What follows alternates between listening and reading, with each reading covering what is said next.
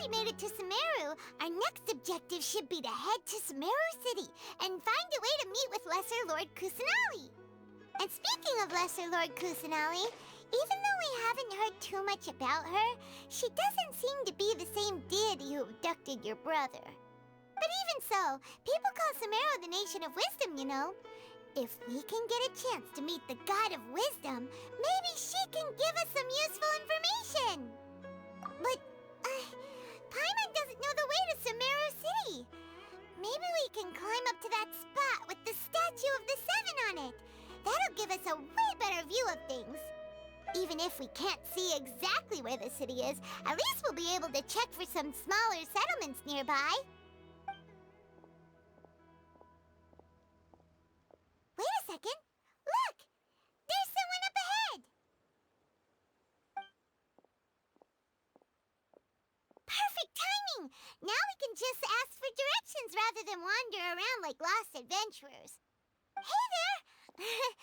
We're not from around here and seem to have gotten a little lost. We'd like to ask for some directions. Huh?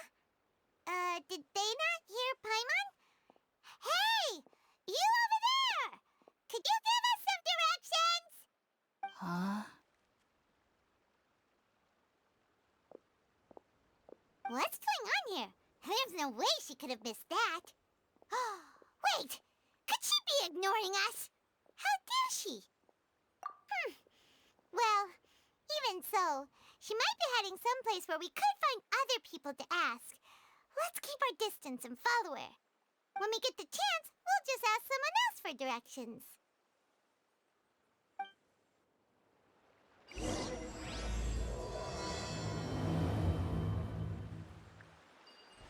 Come on, let's follow her.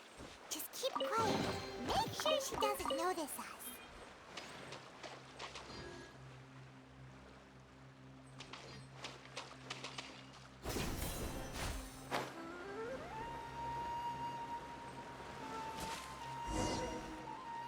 Huh? She just walked near that small waterfall and then suddenly vanished. Let's go take a closer look.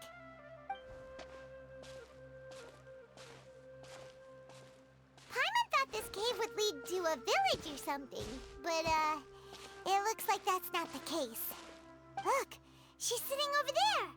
Wait, she couldn't possibly be living here, could she? What should we do now? Do we try asking her for directions again?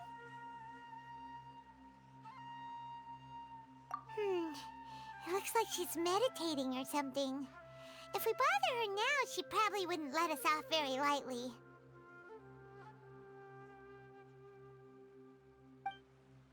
Oh! What a lovely smell! It's coming from that sensor over there. This is definitely not your typical place to call home, but at least it smells nice. Maybe living here wouldn't be too bad after all.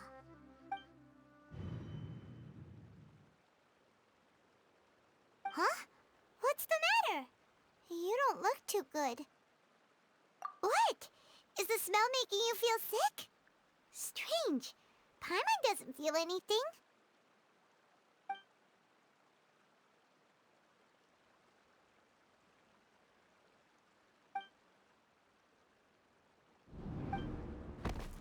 What's happening? Traveler? This is no time for a nap. Oh, come on, wake up.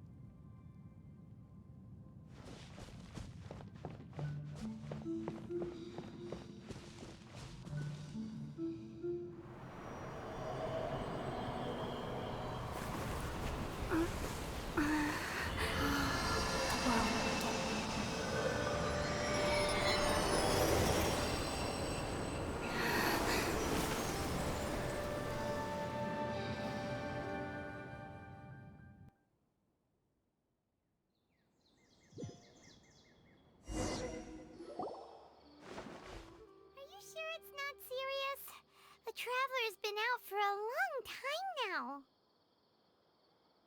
Yes, you can relax. Believe me, Master is extremely knowledgeable. If he says that she's going to be alright, then there's absolutely nothing to worry about. Oh, are you awake now? Oh, thank goodness! Traveler, you're finally awake! Well, we're at... good question. Where are we? Paimon was in such a panic when you passed out that she even forgot to ask what place this is. This is Gandharvaville. It was originally built by scholars from Sumeru as a place to rest in the rainforest. Now it's mainly used by the forest rangers as a base of operations. My name is Collei. I'm a trainee forest ranger. My master and I found you passed out during our patrol, so we brought you here. Oh, no things are necessary. I didn't do anything really. By the way, how are you feeling now? Any discomfort? Oh, that's Master's herbal medicine you're tasting. He gave you some while you were unconscious. Before I forget, Master mentioned you should take more medicine once you wake up.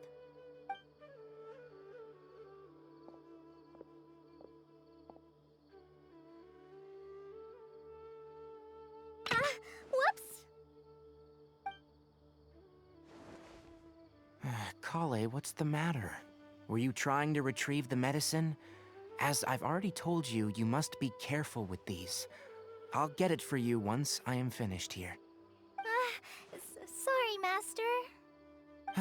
Now, the guide to Avidia Forest's edible fungi is clearly posted on our bulletin board, but if Farbode forgets which mushrooms to avoid one more time, I'll have no choice but to leave the guide somewhere a little more visible. Like right smack on his forehead so others can remind him to be careful. Right? This is the second time he's come down with food poisoning this month. I'll be sure to give him a good talking to. Yes, please do. If, on the off chance, Farbode simply enjoys having little imaginary fairies dance before his eyes, then we'll just let him be. But the next time he requires any of our medicine, be sure to charge him accordingly.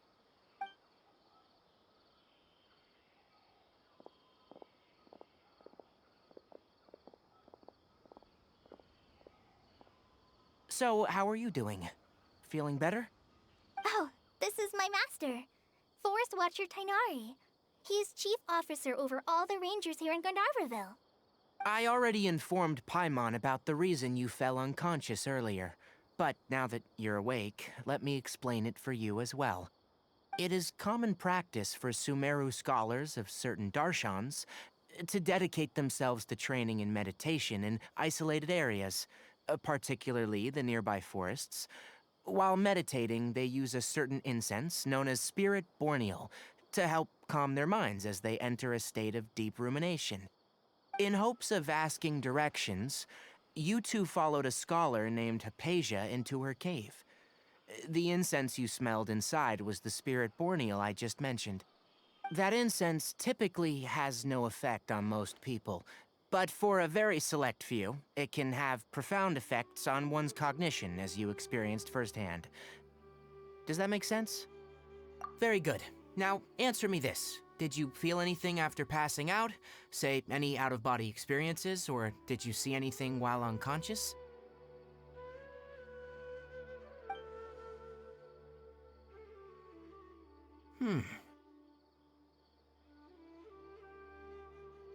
Collei, let the others know to stop bringing their patrol logs here for now. Huh? Why? Because these two will be staying here for the next few days. They can have my room and I'll bunk with Amir. Now get a move on and be sure to do as I've said. Yes, Master Tighnari.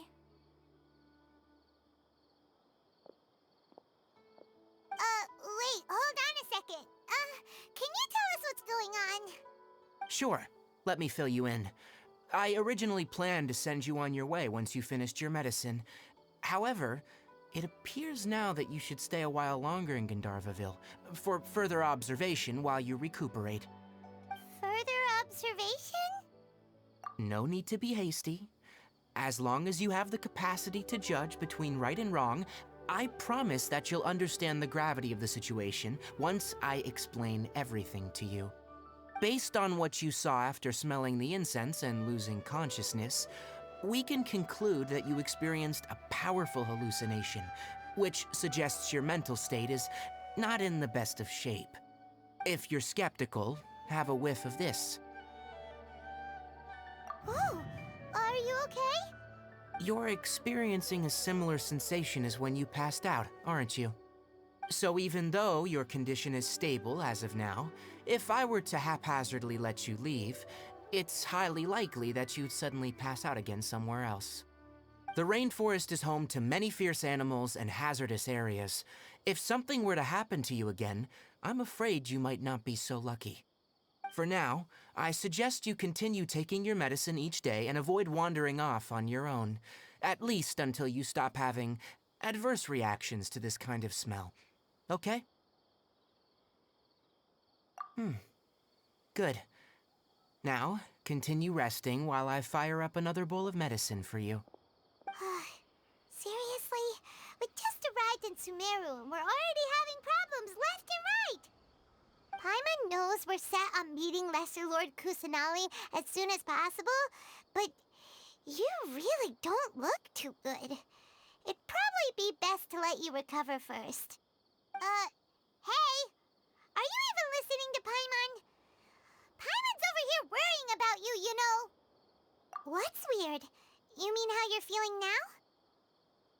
You mean the vision of tree roots and red skies you saw?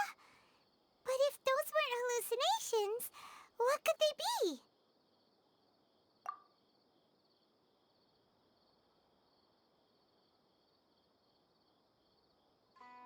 Well, considering how unique you are, Paimon trusts your judgment here. But why didn't you say anything about it to Tighnari? If he misjudged your condition, then there's a chance you could get worse, right? Huh? You mean that Tighnari already knows that what you saw weren't hallucinations?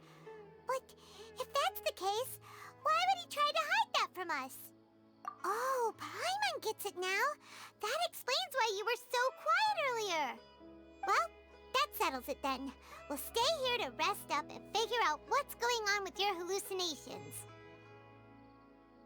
But it seems like asking Tighnari might not be an option anymore. What do you think we should do? Good idea. Collei's pretty friendly. We can ask her tomorrow about what she knows regarding the Dendro Archon and customs in Sumeru.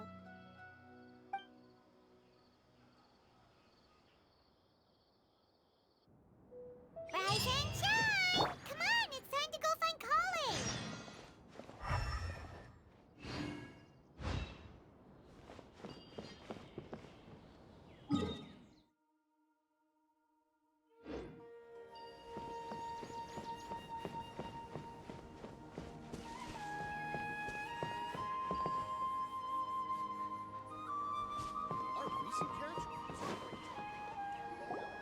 All right, next let's see your right hand. Not bad. But please remember that you still need to be careful, understand? Yes, I will. By the way, Master, I still haven't received the patrol route for today. Look, Collei, today's patrol will be a long one, so you won't be coming along this time. Besides, there's a chance we may encounter... well, you understand. But I have a vision too! Am I useless to everyone now? Don't talk like that, Collei. This is not something you need to be worrying about right now. Ah, there you are. Feeling any better? Yeah, since we'll be staying here for now, we thought we might as well try lending a hand around here. Seems you're not the type to sit back and take it easy for a while, huh? In that case, perhaps Collei could take you two for a patrol south of Gandharvaville for the day. And if you're feeling up to it, you can be responsible for cleaning the Statue of the Seven. Tighnari, we're ready to head out. Got it! I'll be right there! All right, we'll be heading into the forest now. I'll leave any further details to Collei.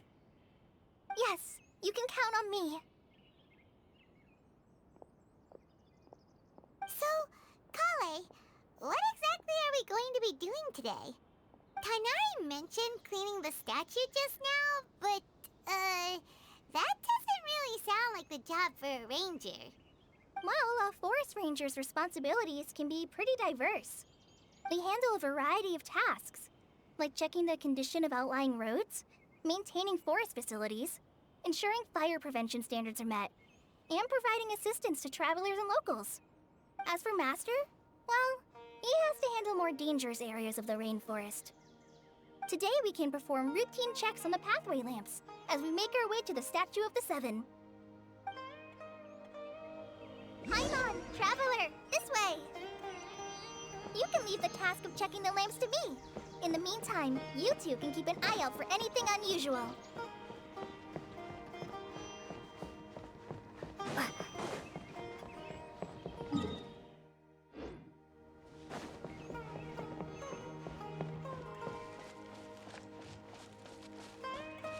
Nothing wrong with these two lamps. Let's move to the next ones. Oh, this lamp seems to be getting a little wobbly. Let me make a note of it.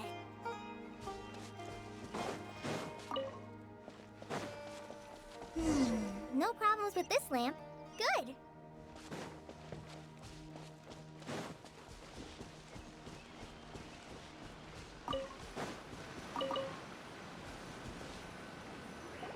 The Statue of the Seven is up on top of that large rock formation. You must have seen it when you came down this road before. It's pretty high up there, isn't it? Don't worry. If you're afraid you can't make it up there, I'm sure Master wouldn't mind if you don't clean the statue. Oh? I guess I'll leave it up to you then. There's not much footing once you reach the statue, so be careful up there. Paimon will fly up with you and help you with those hard-to-reach areas. By the way, Collei, do you know anything about the Dendro Archon? You know, what's she like? That depends. Are you referring to Greater Lord Rukkhadevata or Lesser Lord Kusanali? Huh? Greater Lord Rukkhadevata? Oh, is that the name of the former Dendro Archon? Uh-huh. Greater Lord Rukkhadevata was Sumeru's first Dendro Archon. She created the rainforest as well as the wall of Samiel around the desert. Her works provided a means of peaceful living for everyone. To the people of Sumeru, she's not only a symbol of wisdom, but also of power and kindness. Unfortunately, she disappeared in a great calamity that occurred a few hundred years ago. According to what Master has told me, the sages later found the newly born Dendro Archon and whisked her back to Sumeru. To celebrate the reinstatement of their lost deity, the sages dubbed her Lesser Lord Kusanali and let her reside in the sanctuary of Sarastana. Uh-huh. Then what happened? Well, and then... I'm not too sure what happened, to be honest. Huh? You're not too sure? But aren't you from Sumeru? Yeah, I'm from Sumeru. But... Maybe it's difficult to discuss this topic with strangers. If that's the case, then don't worry, we understand. No, it's not that. I'm not trying to hide something from you. Besides, I don't consider you two strangers. Because you two know Amber, right? Wait, Amber? You mean... Yes, that's her. I once lived in Mondstadt for a while, and she helped me a lot during that time. You could even say that she helped me become a new person. There's no one like Amber. She lives life to the fullest while always adhering to her strong sense of justice. She's ready to answer the call for action at any moment, but is also very understanding of others. She's like the spark that lights the fire in everyone's heart around her. If you ask me, she's a prime example of a true outrider. She's the first person anyone coming to Mondstadt will meet. You can't help but be enthralled by her charm and enthusiasm, causing you to fall in love with the lands of Mondstadt and...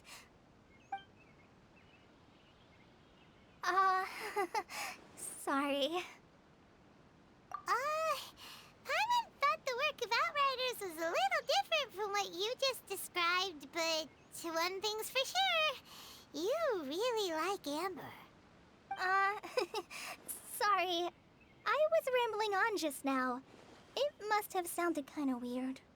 It's alright, Collei. Knowing that you're a friend of Amber somehow makes Paimon suddenly feel a lot closer to you. So, how do you know that we've met Amber? Well, after I returned to Sumeru, Amber and I have stayed in touch by writing each other letters. In one letter, she mentioned that Mondstadt was attacked by a fearsome dragon, but the city was saved by a mysterious blonde traveler and their floating companion. I knew you two were the ones she mentioned in the letter the moment I saw you. But, considering everything you've been through that day, I thought it'd be inappropriate to bring it up. Ah, so that's how you knew. Yep, so please know that you two have my complete trust, really. I wish I could tell you more about the Gender Archon, but I have been away from Sumeru for some time, and I haven't read any books. Sorry. That's alright. You've already helped us a lot. We had never even heard of Greater Lord Rukkhadevata or the Sanctuary of Surasthana until you mentioned them. Oh, I'm happy that was helpful. There is one thing I want to ask, though. Why do you two want to know about the Gender Archon?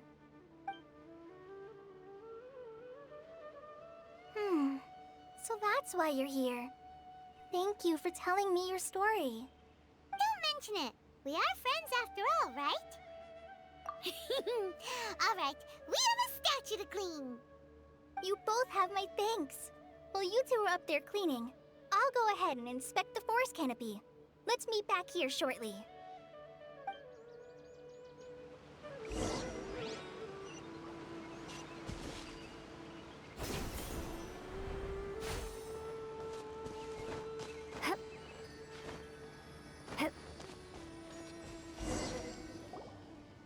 Huh. Now that Paimon looks at it, the deity that's carved on the statue is kinda small. Do you think she's supposed to be Greater Lord Rukkhadevata or Lesser Lord Kusanali? You might be right. The statue does look kinda old. Well, anyway, we'll have to figure that out later. Let's get started on cleaning the statue. Paimon will fly up and take care of the top, and you clean everything below.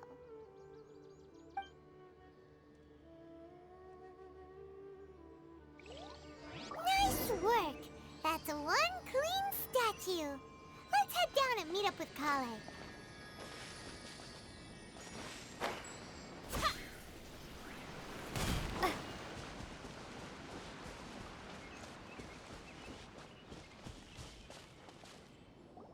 Collei, we're back! Welcome back! You must be tired after all that climbing. Let's take a little break. I brought some fruit and water for us. Yay! Food! What kind of goodies did you bring? Hey, don't be a party pooper. It's not like Collei is a stranger or anything. Besides, the best way to compliment a chef is to show passion for their food. Xiangling taught Paimon that. I prepared a nice portable dish that forest rangers like to eat called pita pockets. I hope you'll like them.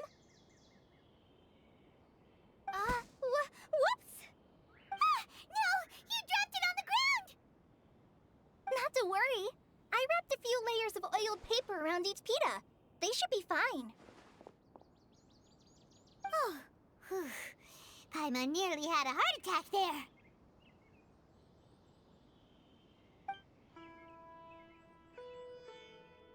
Those pitas are amazing! You're quite the cook, Collei. Thank goodness you wrapped them in paper. Paimon wouldn't have been able to sleep at night knowing something so tasty had been wasted. You really know how to compliment the chef, Paimon. Since you liked it so much, I'll be sure to give you a copy of the recipe sometime.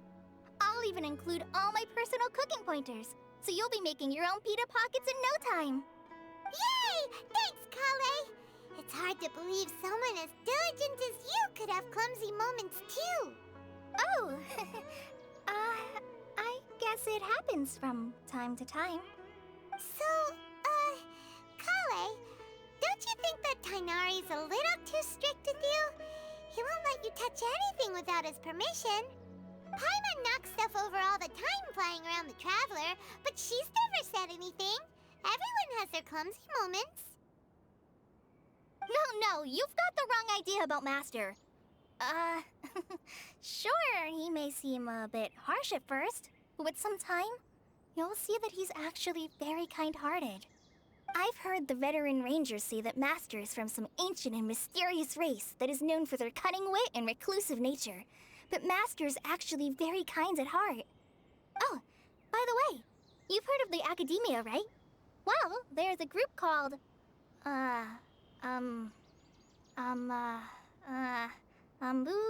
something? Well, anyway, because Master does a lot of research on plants, sages from the Academia have written him many times, inviting him to take up an official position there. But Master declines their offers every time, saying, Sumeru City is too noisy. It'd be bad for my ears. Seems you already know him well. Anyway, I'm sure the sages were not happy about his responses.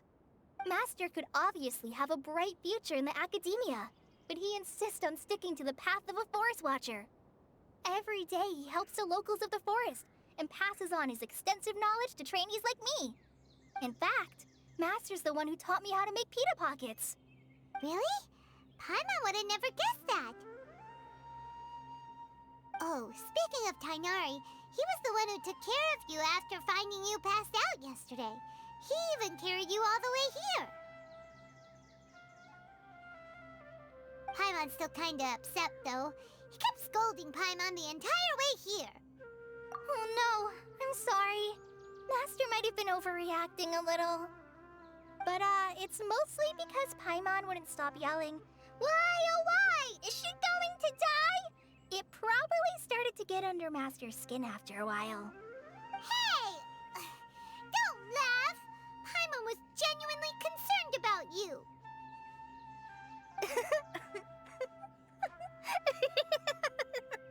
Hey!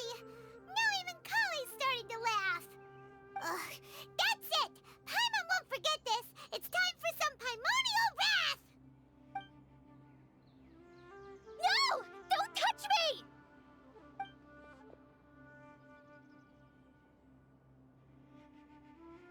Oh, sorry, Collei. Paimon didn't mean to scare you. No, I just... I didn't mean that. Collei, are you okay? What's the matter? No, I'm fine. I'm sorry. I must have startled you both reacting like that. Oh, well, it's getting late now. Let's hurry back to Gandharville. I think Master and the others should be back by now, too. Huh? What was up with Collei just now? And why is she in such a hurry all of a sudden? Look, she's practically running back. Paimon can't even see her now.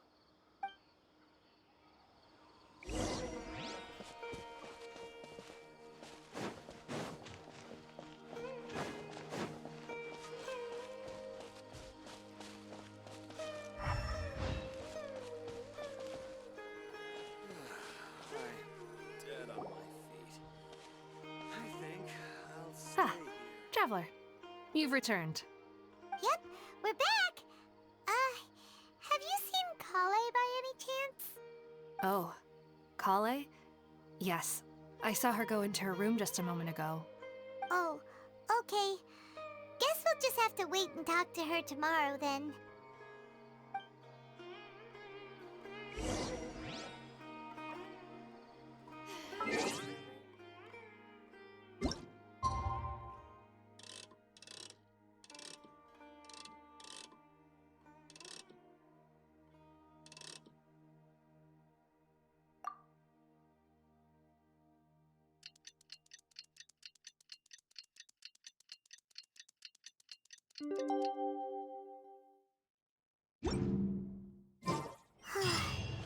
Paimon was thinking all night about what happened with Collei, and still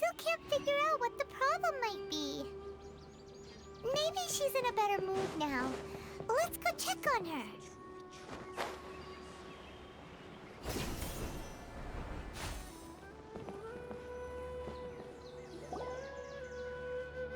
Ah, it's you two. I was just about to go look for you. Huh? Tighnari? What are you doing here? Where's Collei?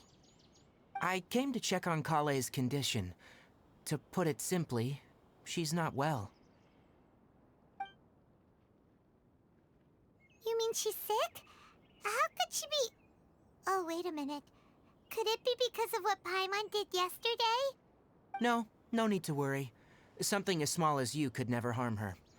This sickness is something that Collei has been dealing with for some time.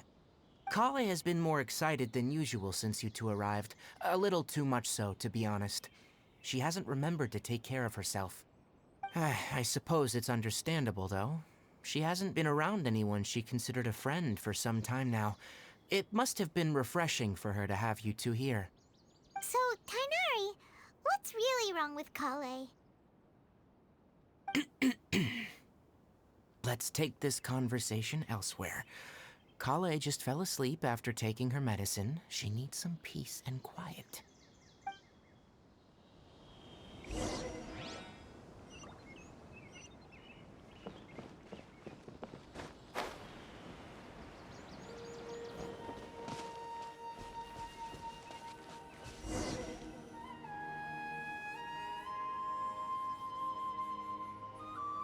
All right, let's continue our conversation here, shall we?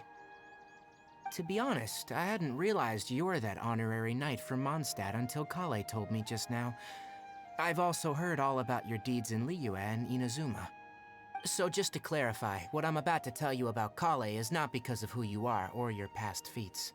Instead, I am going to tell you because Collei asked me to. And honestly speaking, I was against Collei revealing her past to you. But she insisted, saying you two treated her with sincerity and as a friend. So now she wishes to reciprocate the gesture. So, Tighnari, what exactly is wrong with Collei? You said this is something she's been dealing with for some time. Just how serious is it? Right. Ever since she was a child, she's been afflicted with a disease called Elazar. Elazar? Yes. It's a disease unique to the lands of Sumeru. It is characterized by dark and hardened scales that form on the body. At first, the afflicted may only feel mild numbness on affected areas of the skin. However, as the disease progresses, one may begin feeling fatigued and even experience peripheral paresthesia. In its final stages, the disease strips a person of the ability to control their own body, and they effectively become completely immobile. That sounds terrifying. Wait, hold on. So when Collei seemed to be acting a little clumsy earlier, it was because... Correct. That would be the effects of Elazar, which is precisely why I do not want her carrying or holding anything, lest she ends up hurting herself. With appropriate treatment, the disease can be effectively controlled before it progresses to a more serious stage. However, there is unfortunately still no true cure for Elazar. Nevertheless, Collei's mother still hoped that there was something out there. She handed Collei over to an organization known as the Fatui after one of their members lied and said they had a cure. What? The Fatui? It appears you already are familiar with them. That'll save me some explanation. Anyway, the person who eventually rescued Collei and brought her to me for care said that she had been given to a harbinger known as the Doctor. I have no idea how this doctor managed to do it, but her case of Elazar was completely stable for all the years that Collei was with them. However, Collei's days with the Fatui were anything but pleasant. Collei is a resilient individual and always tries to appear cheerful, but her experience with the Fatui has left deep scars. Even now, she can still feel deathly afraid of someone touching her. Oh, Paimon had no idea Collei's been through so much suffering. Oh, by the way, Paimon, Collei wanted me to tell you that she's sorry for scaring you yesterday. She also wanted both of you to know that she's sorry for hiding her illness. She doesn't need to apologize. None of this is her fault at all. Well said. I hope you'll get a chance to tell her that in person the next time you see her. Collei once thought that it would be impossible for her to have any real friendships. I trust that you two will never let my trainee experience such emotional pain again. Don't worry, Tighnari. We'll take good care of her. Well, it's not too serious at this point. She overexerted herself the last couple of days, which is what led her to break down this time. As long as she has taken her medicine and gets plenty of rest, she should get better. Though I must admit that Collei's condition was much more stable when she first arrived here in Gandharvaville. She was interested in the work of the Forest Rangers the moment she saw us. I could see that she was serious about learning, so I felt compelled to ask her to join us. Her stamina has gotten much worse recently. Though a moderate amount of physical exercise is always necessary, I'm afraid the long-distance patrols are a little too much for her now. Alright, now that I've told you about Collei's past, I think I'll head into the rainforest to find some ingredients needed for her medicine. I'll see you two later. Yeah, we'd like to do something to help Collei too. Alright, but I must warn you two. The rainforest is a dangerous place, especially for someone who's still recovering, like the Traveler. You must follow closely and listen to every instruction. No problemo. Let's go then. We'll be looking for a plant known as the Nilou Pala Lotus. It's often used to help those afflicted with Elazar recover their energy. Hey, Tighnari? Where exactly are we going to find this plant? Nilou Pala Lotuses can be found all over the rainforest, but it often grows right here around Gandharvaville. Given the name, it sounds like we should be looking for it in the water. You are correct. The Nilou Pala Lotus grows in the water. When fully matured, they look like giant blue flowers floating on the water's surface. Quite an attractive species, if you ask me.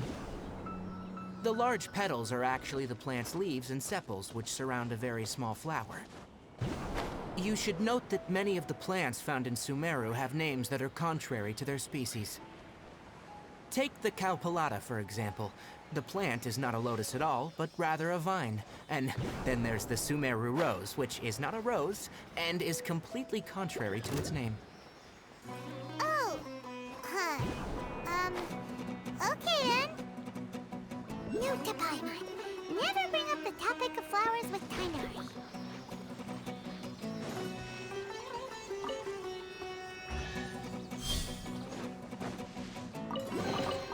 A reward on the road.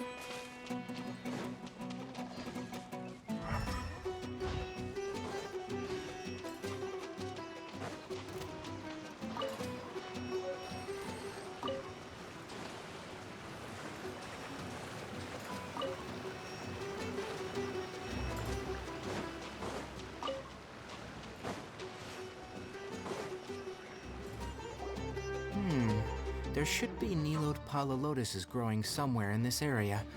Let's split up and begin searching. If you could manage to gather 4 of them, that would be sufficient. We'll rendezvous here once you've gathered the needed amount. Hey, Tighnari! We found the lotuses you requested. Let me have a look. Good. Very good. These are all excellent quality. I'm glad you two came along. Your exploration experience helped save me a lot of time here. It seems we even have enough time to stock up on other things I need. Hey, Tighnari! Oh, Tighnari! Someone's calling your name. They're dressed like a forest ranger. Ah, yes, that's Amir and the others. But didn't they just set off not too long ago? What are they doing back so early? Let's go find out what's going on.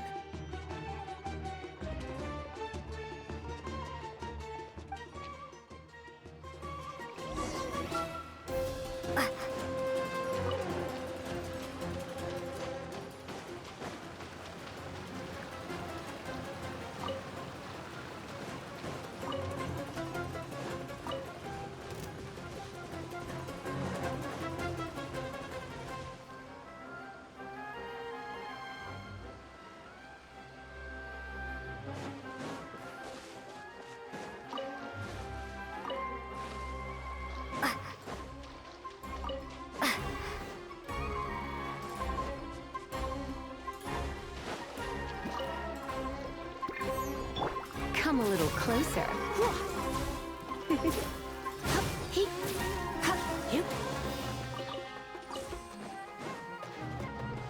Come a little closer. You're in for a little shock. Come a little closer. Nice and spicy.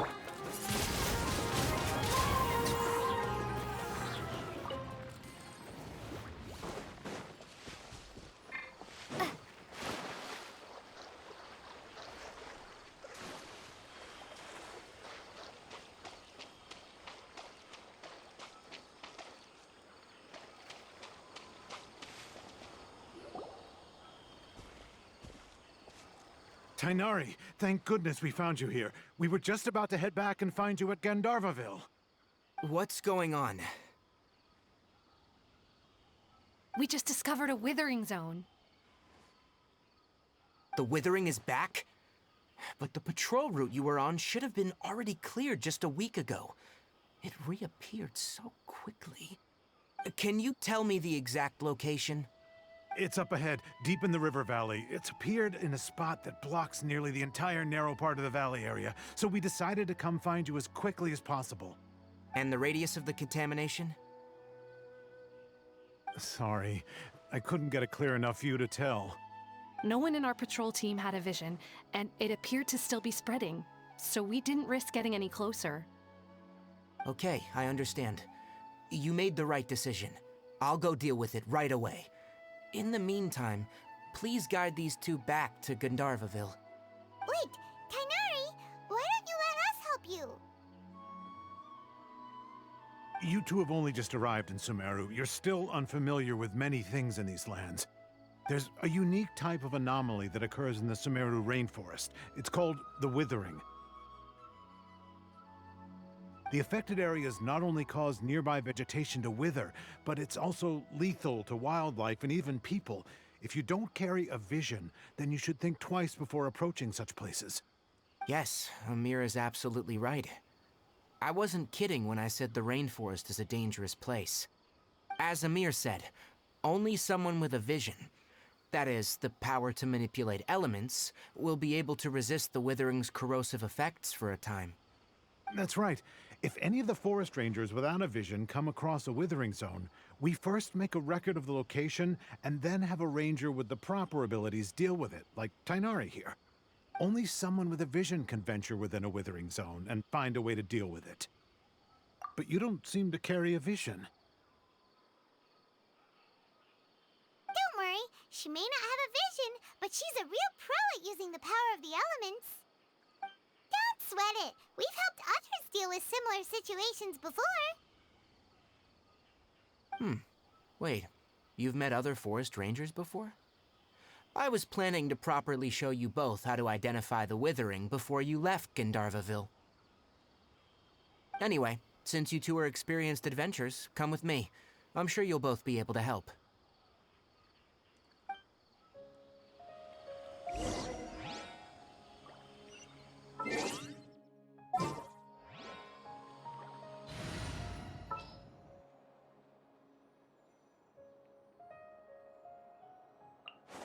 I'll ensure you're safe.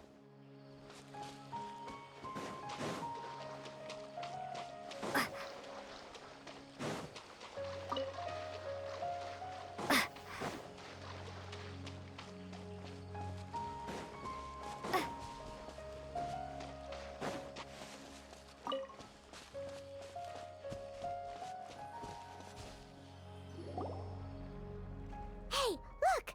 That gloomy area over there looks like a withering zone. Even though Paimon's seen one before, it's still kinda scary. All right, Traveler. We're about to enter the withering zone. Since you already have experience dealing with these things, you should already know what to do.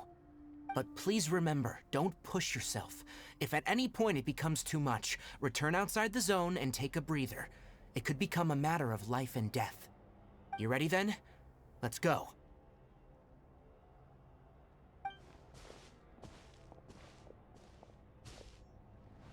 First, we must locate any branches sustaining the withering zone.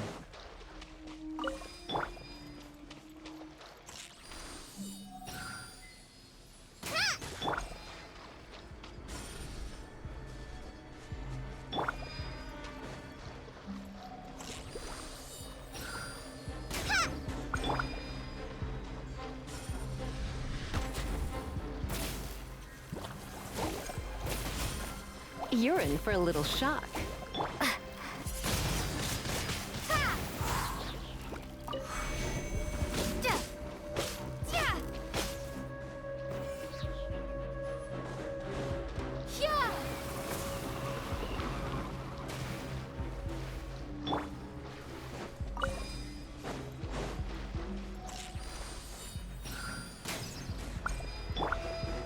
Great work. Now that all the branches have been cleared, we'll need to take care of the tumor.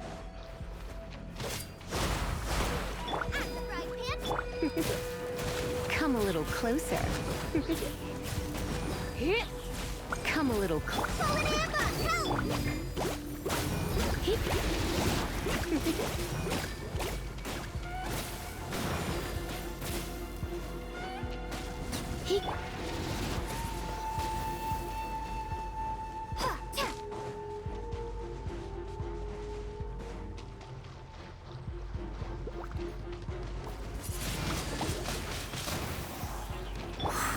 You're in for a little shock.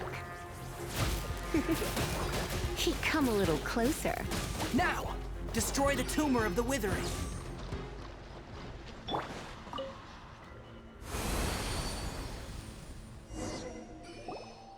did it! Everything's returning to normal now! Yes. Thanks to you two, we were able to quickly restore this area back to normal. Tighnari? You make it sound like we did well, but why does Paimon have the feeling you're worried about something? It's that obvious, huh? Alright. It's like this. Recently, the rate at which withering zones appear has been increasing. Even though we were able to quickly clear that withering zone, it won't be long before another one appears. If that simply meant more work for me, then that wouldn't be an issue. But it's far more severe than that. The withering is leaving lasting effects on the rainforest itself. For instance, even though we cleared out the withering zone, many of the plants that were affected will not recover. This presents a crisis for the ecosystem itself. Many plants in the rainforest are already in decline, directly impacting the wildlife that depends on those plants. And most disturbingly, as the appearances of withering zones have started to increase, Collei's case of Elazar has also become more serious. Huh?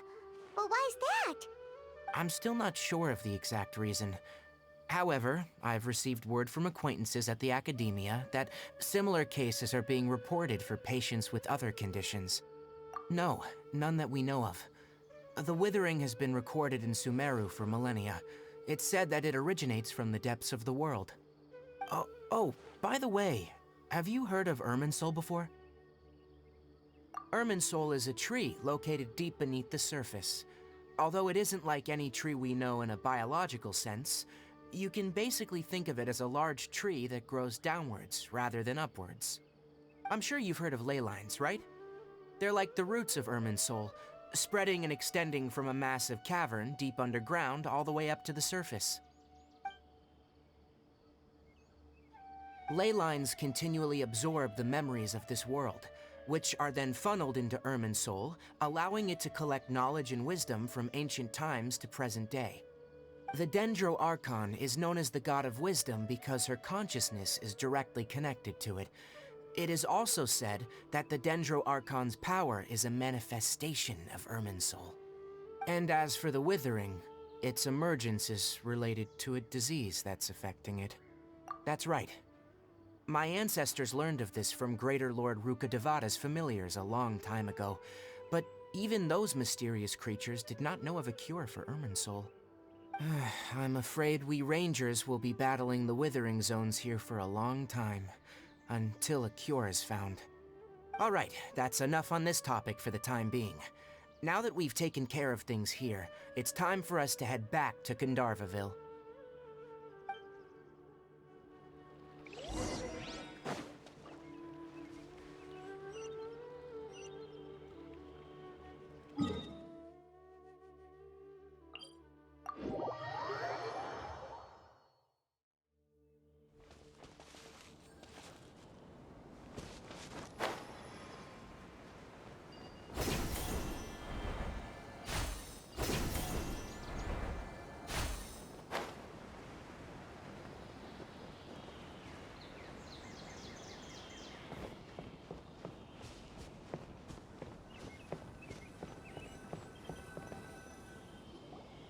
Oh, Tighnari, you all made it back. How did it go? The withering zone you reported has been taken care of. No need to worry. Huh? Wait, is that? Oh no, Hypatia!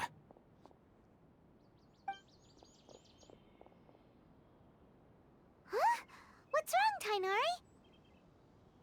This Duskbird is Hypatia's designated courier for urgent news. You do remember her, don't you? She's the scholar you and Paimon were following when you first arrived in Sumeru. Oh, her? How could we forget? So did something happen? Let me see what's written in the letter first. So what's it say? And what's with that weird expression on your face? Just let Paimon read it. Huh? All Paimon sees are 3 squiggly lines. Yes, allow me to explain. After we brought you from Hypatia's cave to Gandharvaville, Hypatia resumed her meditation. She must have just finished.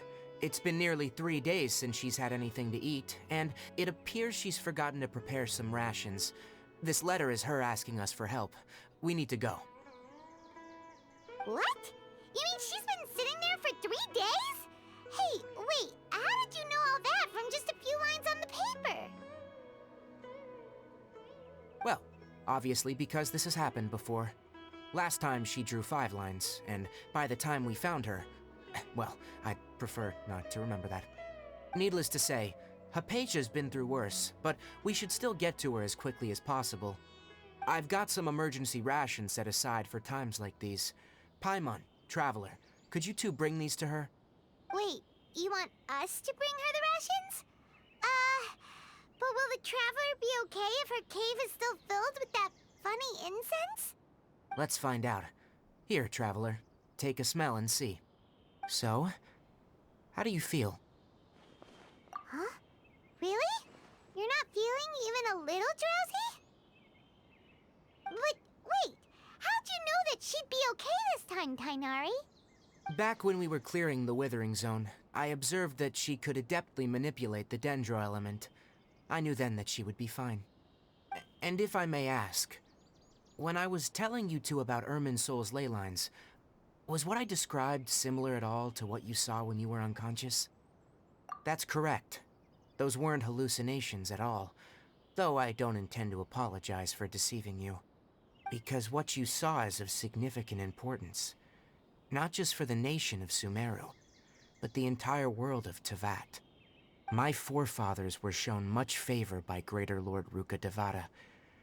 We took an oath to protect this nation together with her.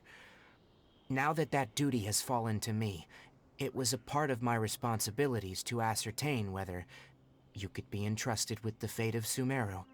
Now, after seeing you in action with my own eyes, you have earned my confidence, and I no longer feel the need to hide any secrets from you. When you passed out, your consciousness had connected directly with Irminsul. What you witnessed were actually real memories contained within Irminsul itself. I could try to tell you more, but it would be better if you went to ask Hypatia instead. Her focus on meditation and use of Spirit Borneal are aimed at establishing a connection with Irminsul, just as you did. That sounds nice and all, but will she really help us? Seriously, she completely ignored us the last time we tried talking to her. That was because when you ran into her, she was in a special phase of her training. During that time, she must avoid communicating with others. Please, wait here for a moment.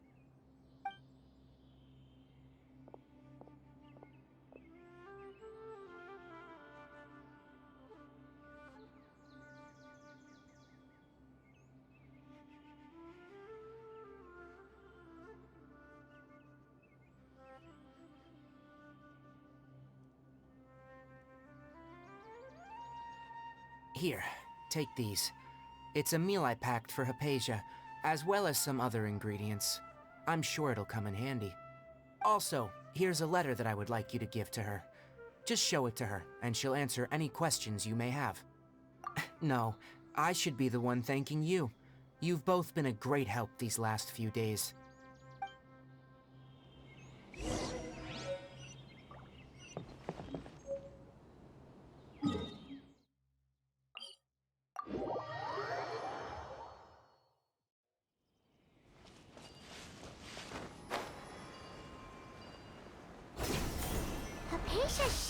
be in the cave. Let's go inside and see how she's doing.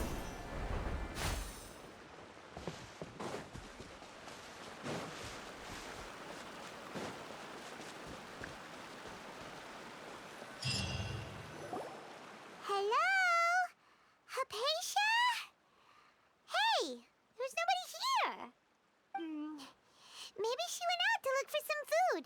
Let's try looking around the area.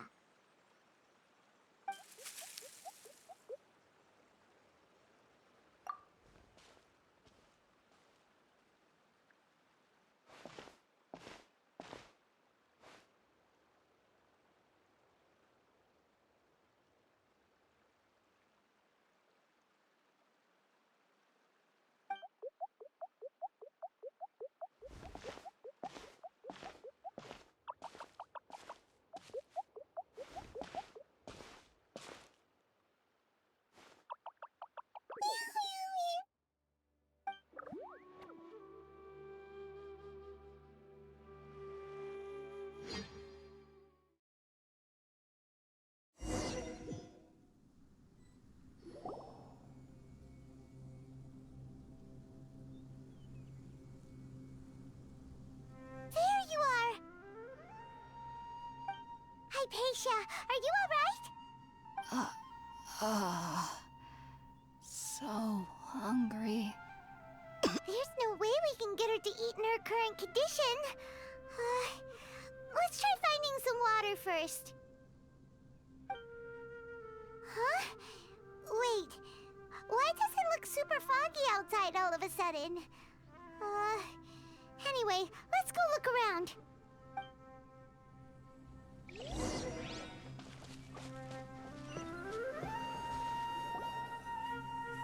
Huh? How'd things out here end up looking like this? What happened? And where are we? Really? Oh, maybe you're right. Let's go investigate the area.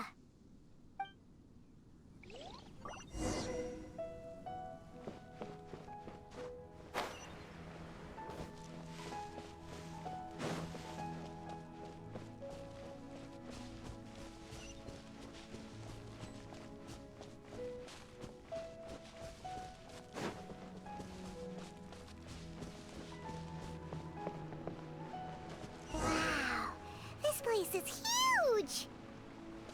Paimon knew there's something off about that cave. Let's think of a way to get over there and have a closer look. Who knows?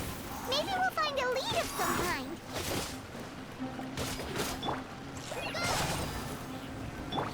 You're in for a little shock. Come a little closer.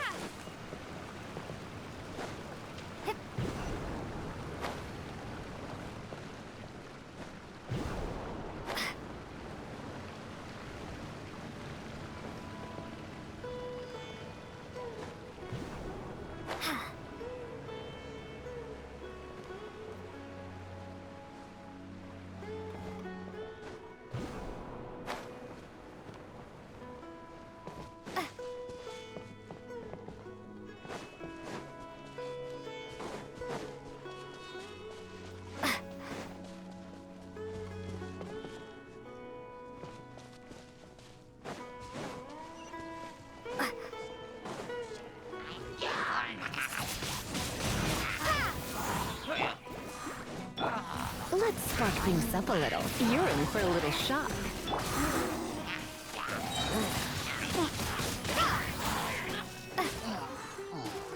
Prepare to be blown away!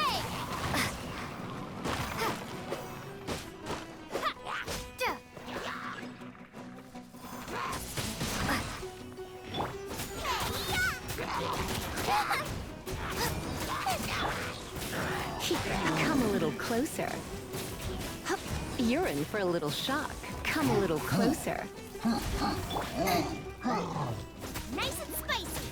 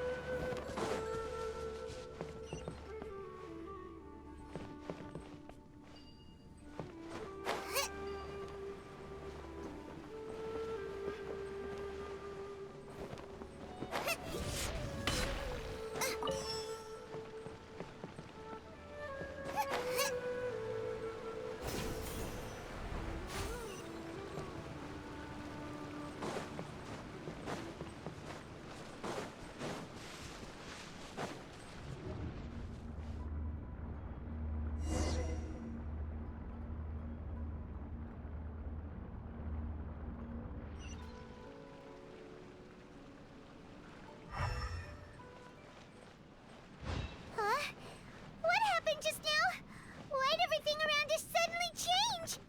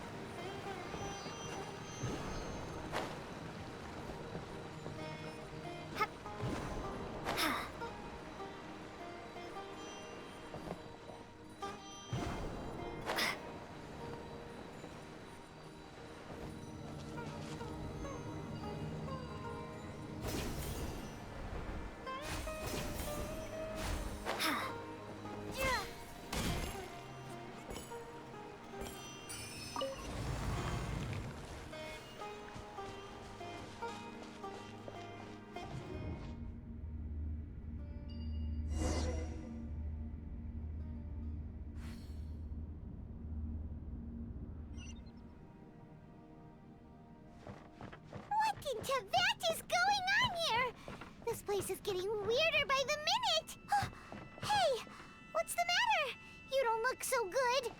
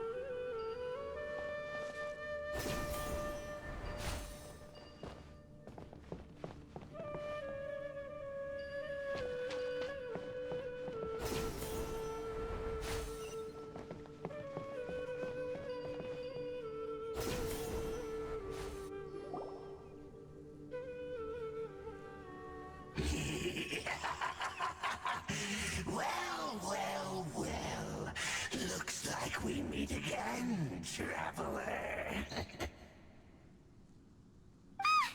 Abyss Herald! What are you planning to do in this strange place? Strange place. Plotting. You needn't worry about such things. They don't concern you. Bow before the abyss!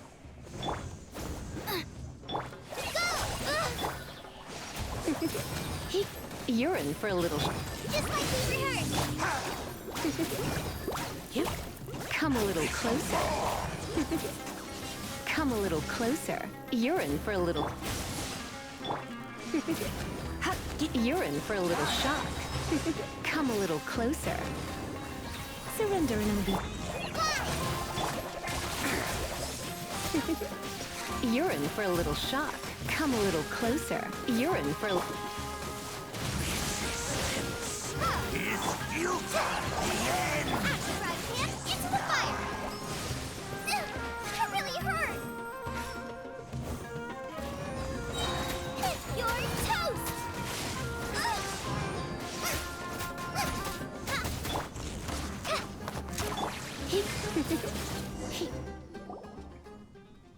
Huh? Why can't we beat this guy? Oh, Paimon doesn't get it! We faced others like him before! What's wrong this time? Traveler, though you may have managed to avert countless crises before, your good fortune was bound to end sooner or later. It's time you realize how weak and powerless you really are. Your brother. Oh, pitiful traveler. Are you really so ignorant? Or are you just living in complete denial? His Highness has long since forsaken you. Your meager existence in his eyes is that of an annoying bug, only to be stepped upon. The bonds of love and family which drive you to find your sibling are utterly gone. Your journey is meaningless. But don't you fret now. Today will be your last. Now die!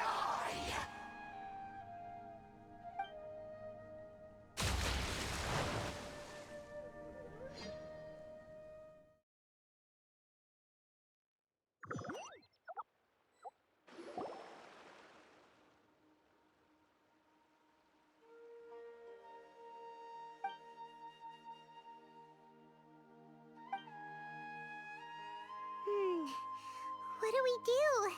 We haven't seen Hypatia anywhere out here. Oh, there she is! Quick, let's see how she's doing. So sweet. Well, the good news is that she's still conscious. Hey, why'd you drop her food on the floor like that? Are you okay? That's really not like you. Anyways, we can talk about this later. We better make sure she's all right first.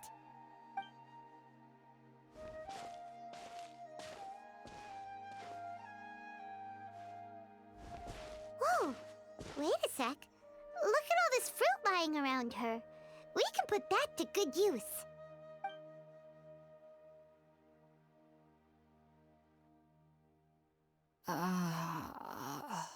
Who is there? Tighnari, is that you?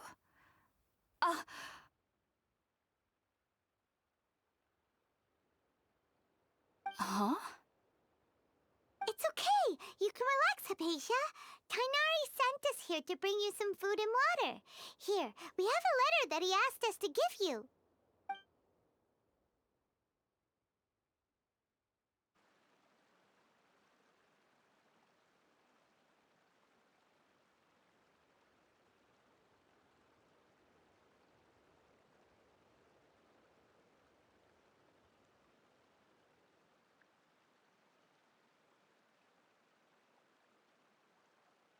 I see. So, you're friends of Tighnari. I apologize for all the trouble I've caused you. I'm grateful that you came so quickly to save me. You even brought all this fruit.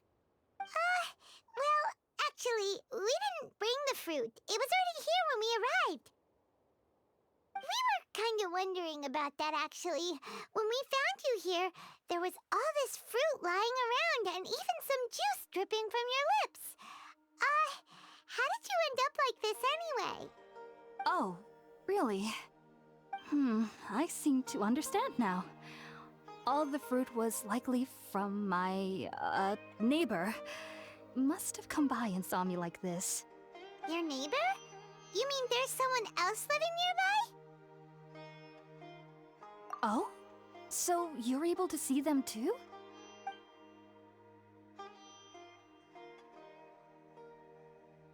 Wait, hold on a second, Traveler. You say that before we arrived, you saw some mysterious creature and suddenly had a strange dream? Isn't that a little too crazy to believe? No, I actually do believe what the Traveler is saying. I myself had a similar experience once before and ended up scaring my timid little neighbor here. You needn't worry. They mean you no harm. They only dragged you into the dream because they hoped to buy themselves a little time in order to scurry away. So, Hypatia, just what kind of creature is your neighbor exactly? I'm not sure what it's called, to be honest. But I do know that they have some sort of deeper connection with the Dendro Archon. I know this because the first time I saw them was also the exact day my consciousness was able to form a connection with Irminsul. Even after I opened my eyes and stopped meditating, my heart was still pounding, and my mind was racing with all the knowledge that I had touched. And at that very moment, I suddenly noticed a small figure at the opening of the cave. In my curiosity, I began to walk over to the creature. They must have already been used to me living in the cave, because they didn't seem to mind me approaching them. They just kept doing whatever they were up to. It wasn't until I crouched down next to them that they suddenly realized that I could see them. Oh, and then? And then I had a dream. By the time I came to, they were nowhere to be seen. I was convinced they'd never show up again. But sure enough, I saw them nearby a few days later. And they weren't alone. I feel like they aren't as afraid of me as the first time I approached them. But I never would have expected them to save me. Yes, no doubt about that. By the way, Tighnari mentioned in his letter that you had questions for me regarding Irminsul.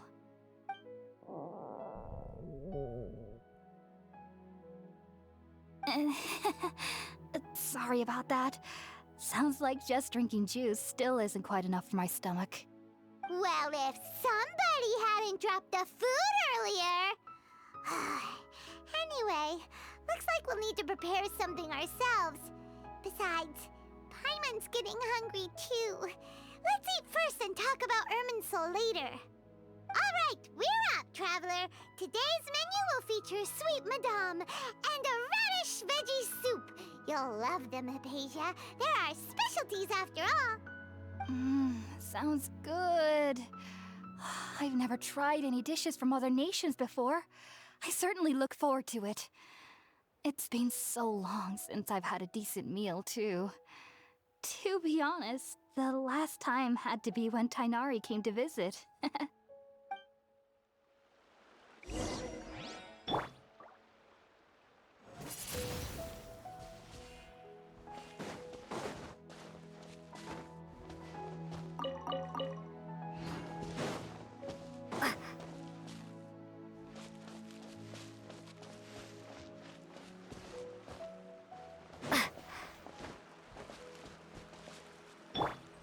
Nice and spicy.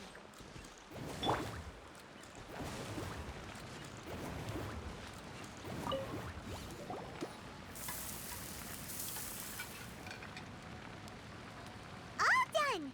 Let's use the empty box that Tighnari gave us since we already watched it. Oh, it smells amazing. And the box is a nice touch too. Let's go serve this up and start eating with Hypatia.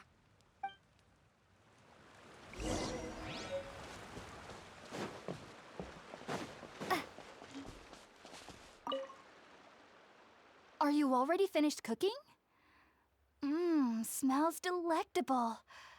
I'm truly thankful whenever I can enjoy a proper meal like this. Cooking really isn't my forte.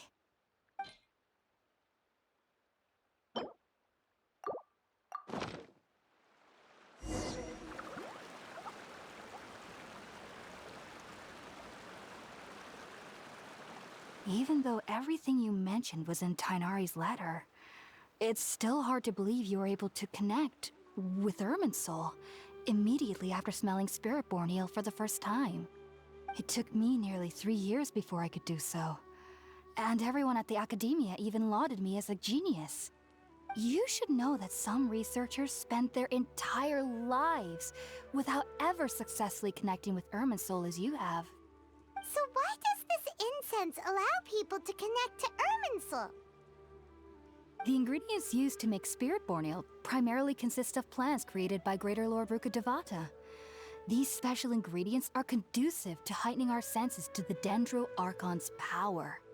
Since the root of the Dendro Archon's power lies within Irminsul, we can occasionally tap into her powers to peer into the depths of the earth. Naturally, anyone who can establish a connection with Irminsul in their first ever attempt must be a person of great understanding. Makes sense. But Paimon's got a question. Why was she sensitive to the smell of those plants for such a long time? That was primarily due to her body's unique constitution. Stimulated by the incense, she could perceive the Dendro Archon's power and experience the sensory overload, hence the adverse reactions. Taking in any scent similar to the ingredients of Spiritborn Ale would cause adverse effects. Not to worry though, it appears you've already fully recovered.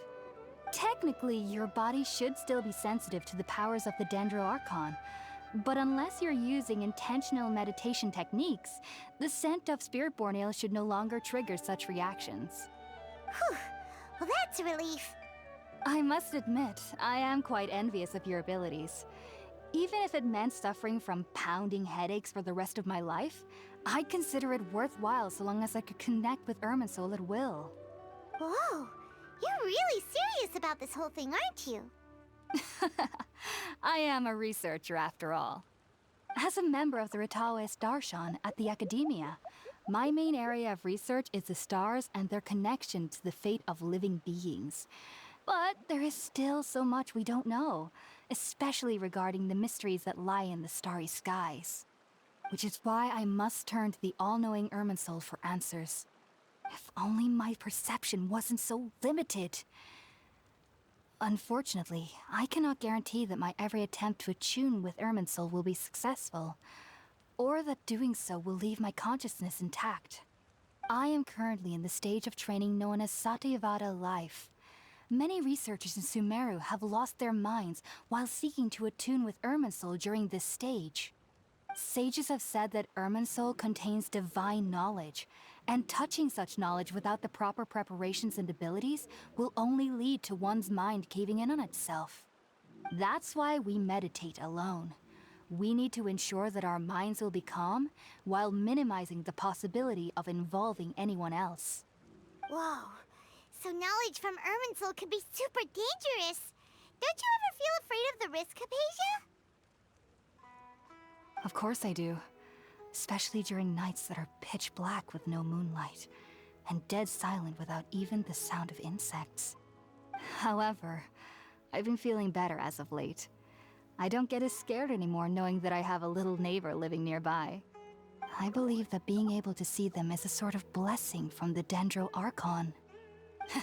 But what's strangest of all is that they're clearly an envoy of the God of Wisdom herself, and they have the curious power to make people dream. What's so strange about that? It doesn't sound so out of place for a divine being, does it? Well, it's strange because nearly nobody in Sumeru can ever dream. Huh. Is that true? Yes, well, to an extent. Only children can dream in Sumeru. Adults, however, never do. The sages say that wisdom implies rationality, but that which occurs in dreams is often neither rational nor logical. Yes, if one struggles with anxieties, those emotions could influence their dreams. The fact that the people of Sumeru do not have dreams is seen as a blessing by the sages. They believe that Greater Lord Rukkhadevata, the god of wisdom, is keeping us away from the foolish delusions you encounter in your sleep. I was born into a family of scholars in Sumeru City. Ever since I was a child, my parents would always tell me that I'll know I've grown up once I stop dreaming. I studied hard, enrolled as a student in the academia, and went on to become a researcher. Sure enough, I never dreamed again. But then, on the day I scared the little Aranara, I suddenly saw a dream again. It was incredible. Though I don't exactly remember what I saw, I clearly recall the feeling.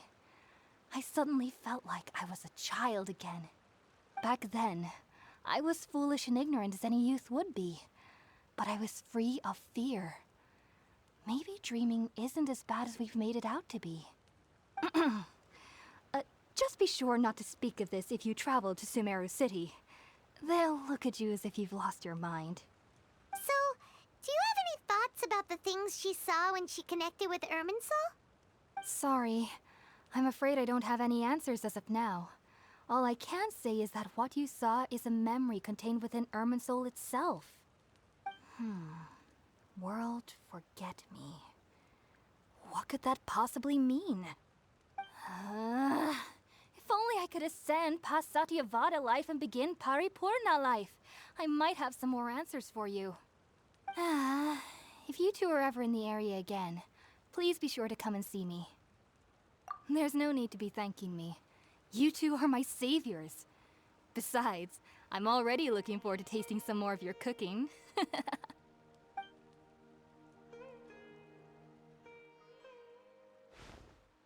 Now that we know Hypatia is alright and had the chance to ask her some questions, Paimon thinks it's about time to head back to Gandharvaville.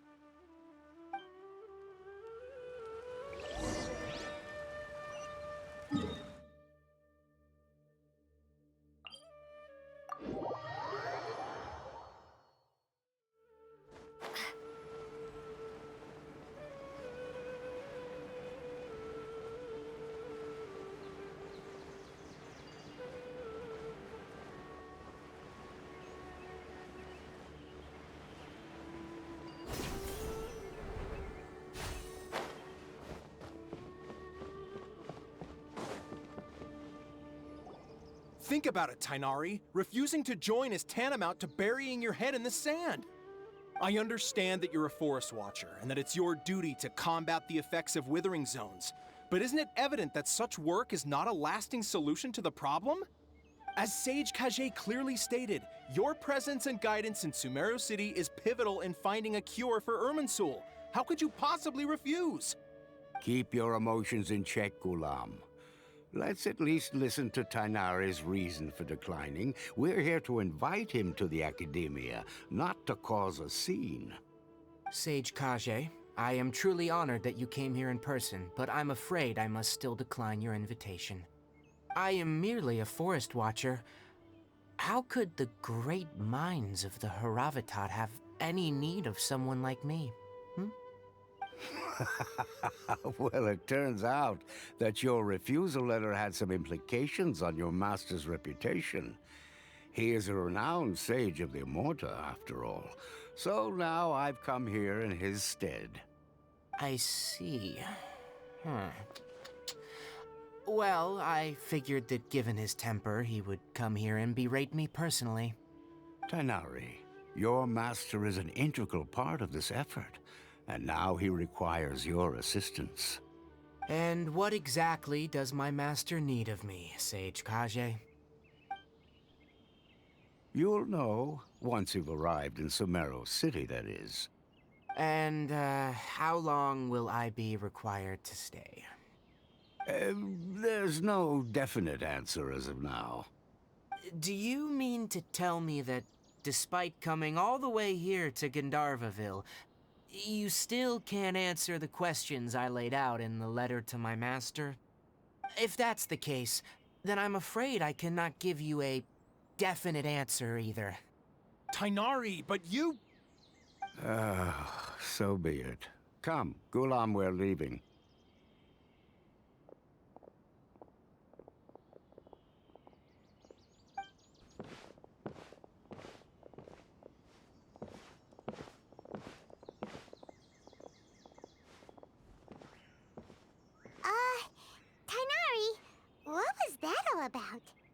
It's nothing.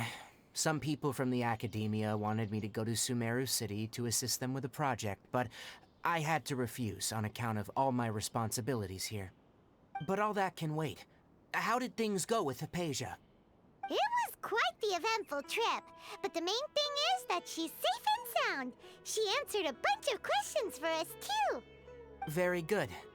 Now that the Traveler has made a full recovery, there shouldn't be any reason for you to tarry here longer.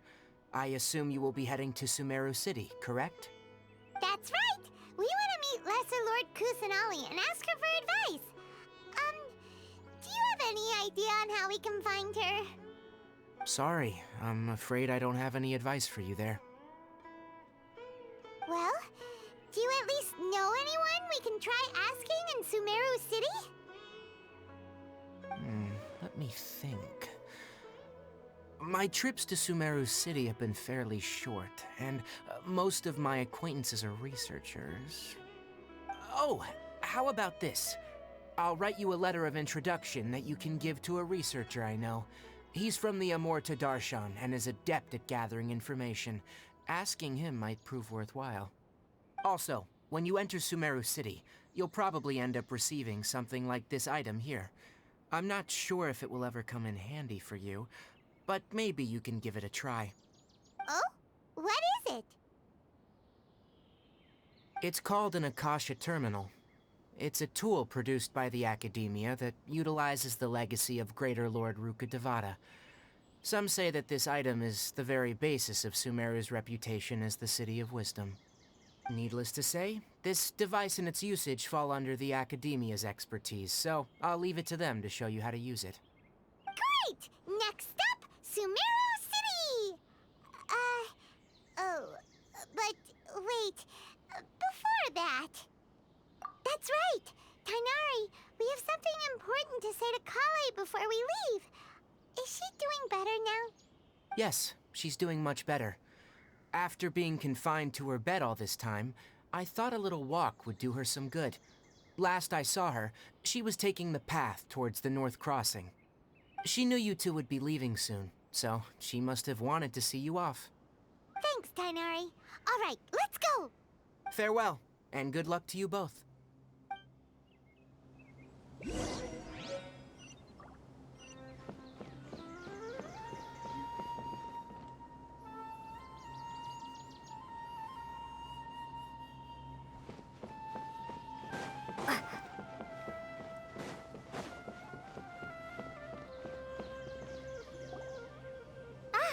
I've been waiting for you two.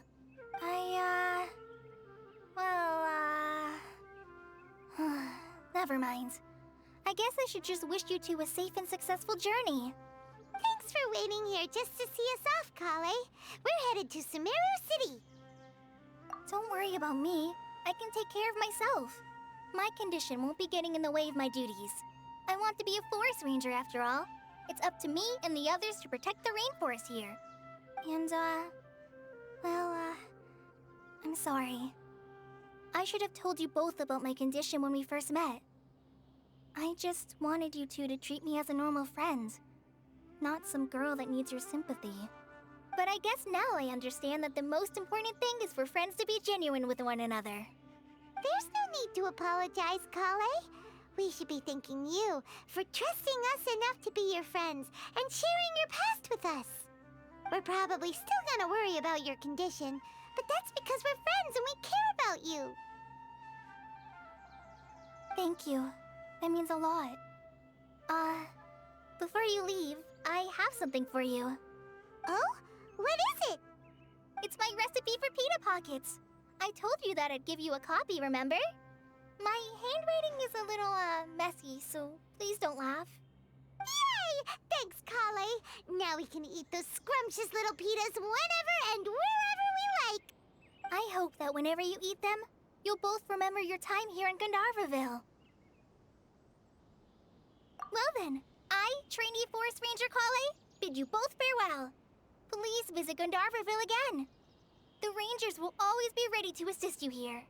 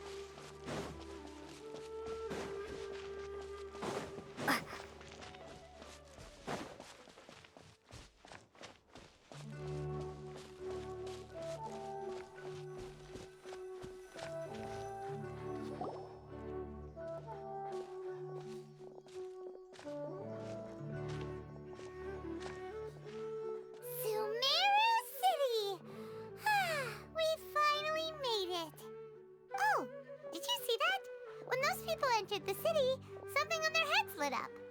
One moment, please, you two. It appears this is your first time visiting Sumeru City. Oh, yeah, that's right.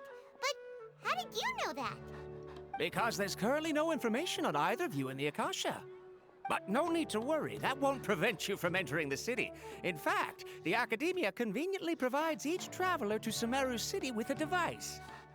Perhaps you two have heard of the Akasha before. It's our beloved Greater Lord Rukkhadevata's lasting legacy, a treasure trove of collected knowledge. After centuries of tireless research on the Akasha, the Academia created one of its most ingenious inventions, the Akasha Terminal.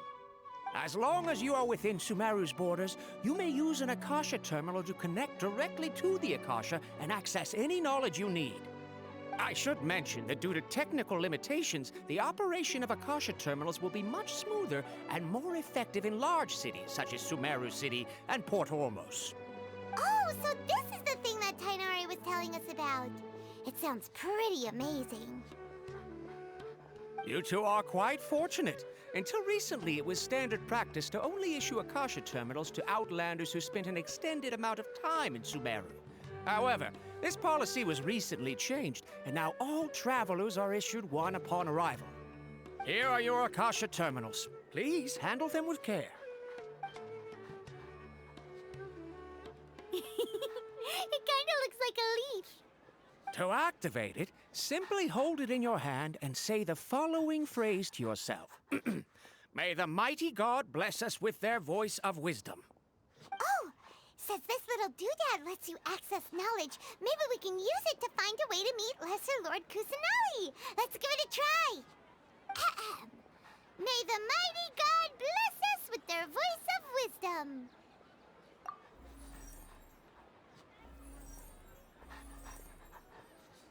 Whoa! Just now, something clicked, and Paimon suddenly knew how to use this thing. It seems all we need to do is concentrate on what we want to know, and bam! You get it. Oh, that'll come in real handy. Exactly. That is the power of the Akasha. And with that, let me officially welcome you both to Sumeru City. May the wisdom of the Dendro Archon always be your guide. Okay, now that we're in, we can check the Akasha about Lesser Lord Kusanali. Let Paimon try. 500 years ago, the sages found a newly born deity from within some scorched ruins. The deity now resides in the sanctuary of Suristana. Seems pretty similar to what Collei was telling us. Okay, next, let's concentrate on asking how to meet her.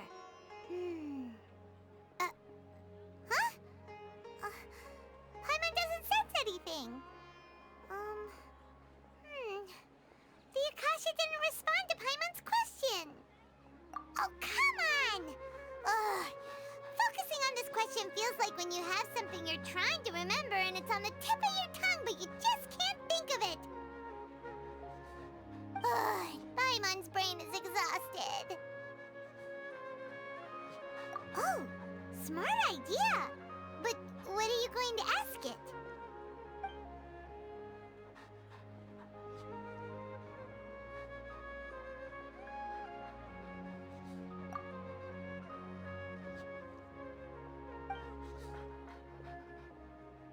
Huh. Could it be because we're Outlanders and we've only just arrived in Sumeru? You know, maybe we're not qualified to receive an answer to this sort of question or something.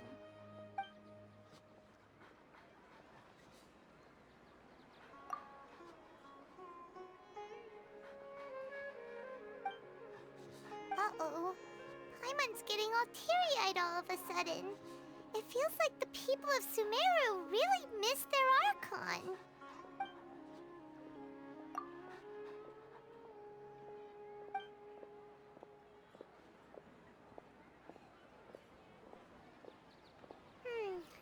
You too?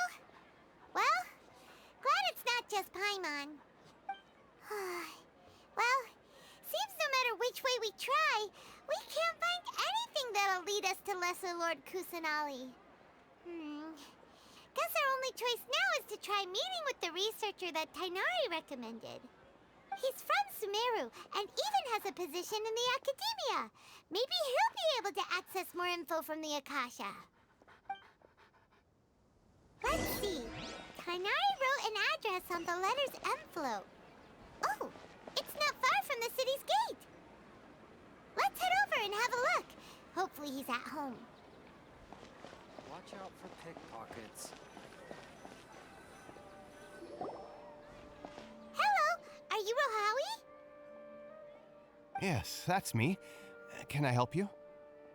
Great! You see, Tighnari sent us here and... What? Tighnari? Please, there's no need to say anything, really. Sure, I admit that the article I published last month wasn't my best work, and maybe the data didn't produce the most convincing results, but... Here! This is a letter from Tighnari! Oh, let me see... Oh! Ooh, what a relief. You two nearly scared the life out of me. So, you two just have some questions for me? Seems even Tighnari acknowledges my innate ability for procuring information. So, what is it you two would like to know? We want to meet with Lesser Lord Kusanali. Do you know a way we can do that? You mean you want to meet the Dendro Archon herself? This isn't exactly my area of expertise, but let me see what I can find in the Akasha.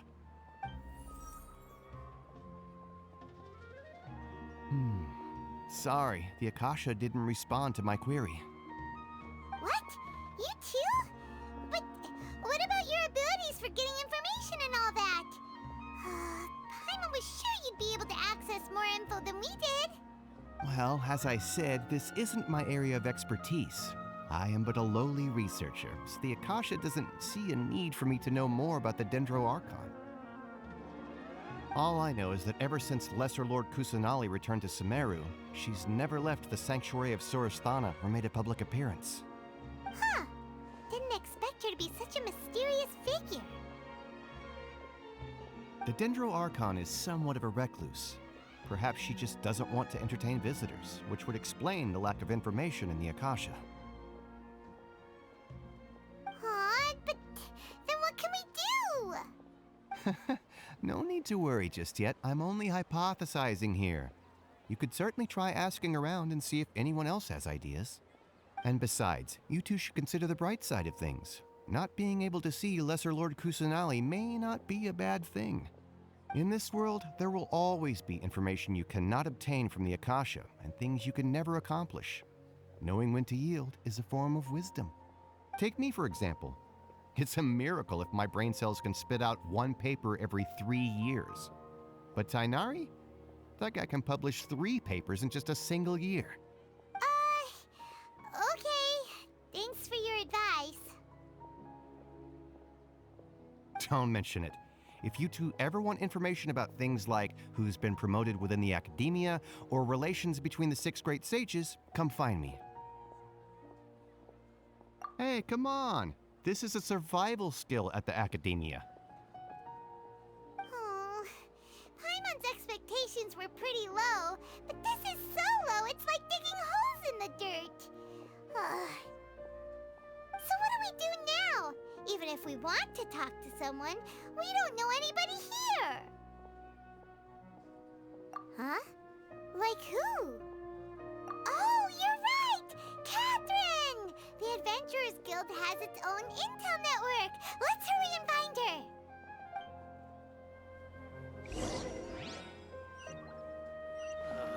I've been handed all the cumbersome tests again. Yes, I must document everything. My own brother say something like that about me.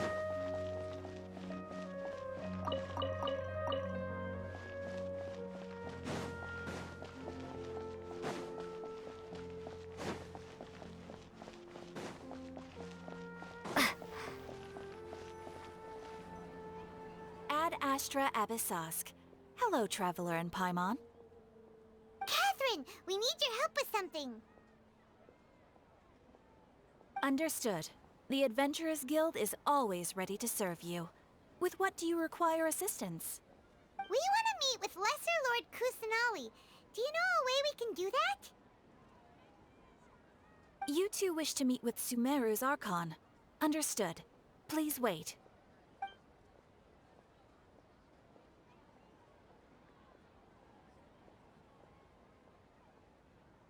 I apologize, but I am unable to call up any relevant information in the Akasha. I'm also unable to locate any pertinent information in my personal memory. Aww, another dead end. Well, if Catherine can't help us, then we really don't know anyone else to ask now. Please do not worry. I may know of someone who can help you two. In Sumeru, the Adventurers Guild does not serve as the vanguard of information. Rather, there are numerous active mercenary groups collectively known as the Eremites. They take on various contracts and work all across Sumeru, so they naturally accrue intelligence. An Eremite brigade called the Corps of 30 is in charge of Sumeru City's defenses. Not only are they the oldest brigade, but they are responsible for managing and coordinating the affairs of all other mercenary brigades. Corps of 30? What a weird name. Supposedly, they are named as such because their ranks numbered 30 at their inception. Asfand, an advisor with the Corps of 30, maintains good relations with the Adventurers Guild. Though he's already retired, he and his words carry great weight within mercenary circles. If you'd like to get in contact with him, you can find him at the Corps of 30's headquarters, the Citadel of Rexar. You're welcome. I wish you two the best of luck. We look forward to your exploits in Sumeru. All right, off to the Citadel of Rexar we go!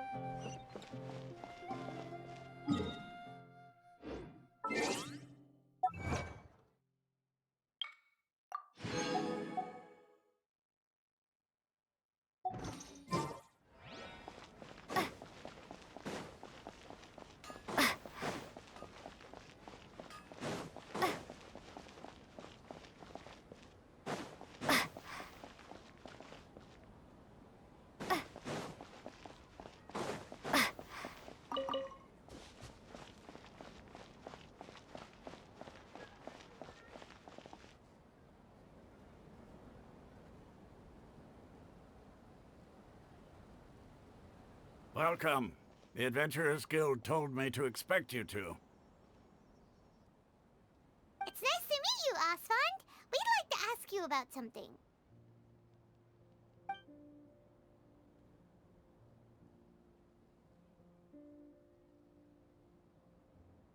I see. So, Catherine's the one who sent you this way.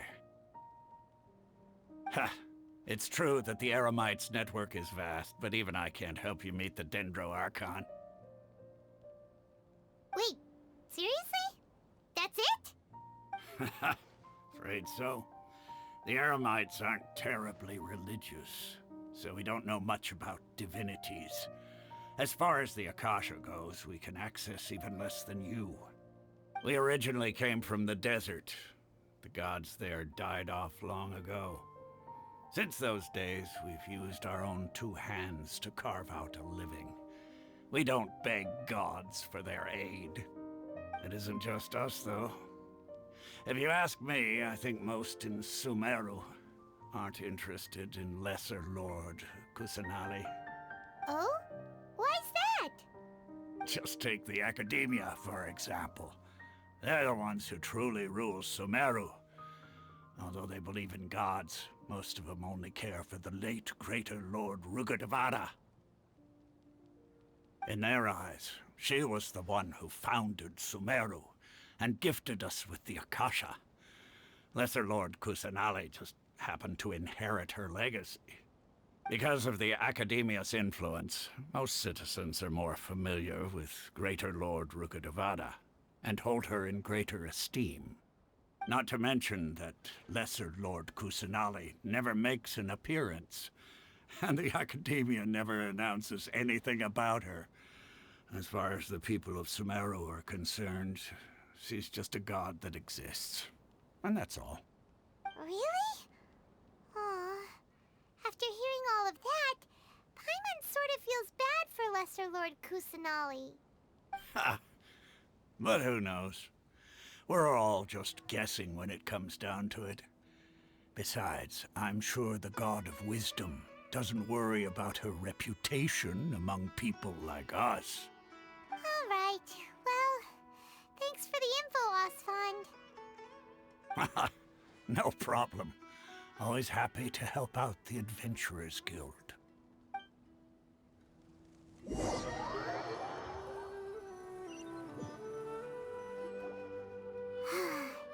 Seems Osfond was right about most people's attitudes here. Not only are they not interested in the Dendro Archon, they even say stuff like, if the Akasha doesn't think I should know, then I don't need to know about it. We've been asking for information non-stop ever since we got to Sumeru. But the harder we try, the more helpless everything seems. Isn't there at least one person in this entire city who cares about Lesser Lord Kusanali? Oh, you two are interested in Lesser Lord Kusanali? Huh? Who are you? From the sound of it, you two are Outlanders who recently arrived here. You've been asking around for information on Lesser Lord Kusanali, right? Oh, I'm sorry. I forgot to introduce myself. I'm Dunyarzad, one of Lesser Lord Kusanali's faithful followers. Whoa, really? Then do you know how we can meet with her? I'm afraid I can't help you with that. But your conversation earlier did happen to remind me of a legend about the Dendro Archon.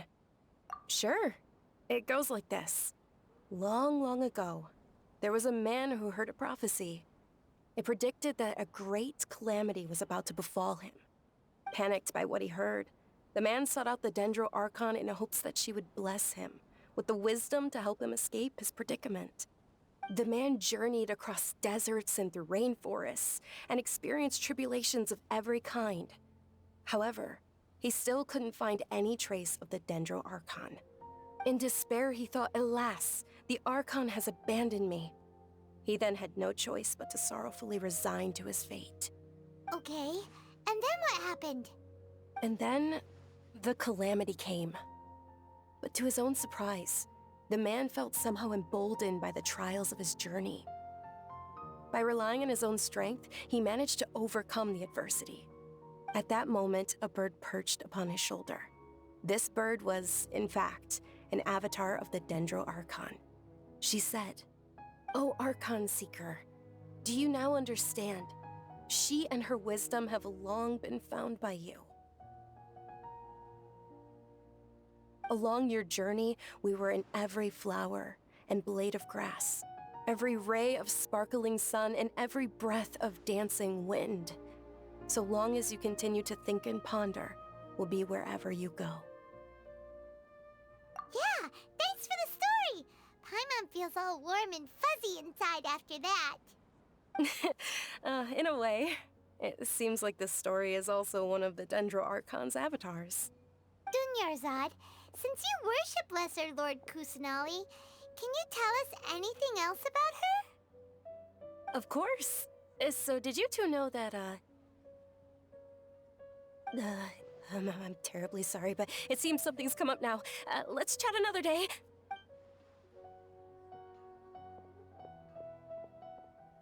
Hey, wait! What the heck just happened? It looks like they're searching for someone. Dunyarzad was acting super nervous just now. You think they're looking for her? This stinks! We finally managed to find a lead about Lesser Lord Kusanali! We can't let them get in the way now. Let's see if we can get rid of them. Then we can catch up with Dunyarzad. Hey, have you two seen a brown-haired girl wearing a purple top and a long blue dress? We're looking for her. Did she have bandages wrapped around her wrists? Yes, that's her. Did you see which direction she went? Yeah, she went that way. Quick, after her!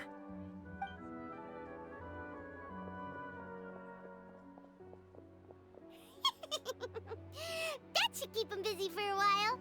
Let's hurry and find Dunyarzad.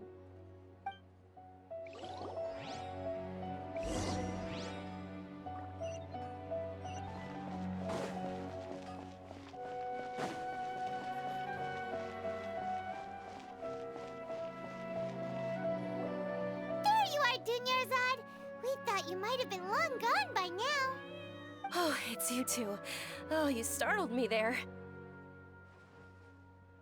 You can relax now. We threw those people looking for you off the trail. Really? Thank you so much. Unfortunately, I believe there's still more of them out there looking for me. Uh-oh, looks like there's some coming this way. Huh? More of them? Then what are we standing here for? Run! No, wait, my body isn't in the best shape. It's difficult for me to run. Okay, sounds good. There's a tavern on the other side of the port we can go to. They probably wouldn't expect me to hide in a place like that. All right, let's move out. Stay behind us. We'll keep an eye out for anyone looking for you.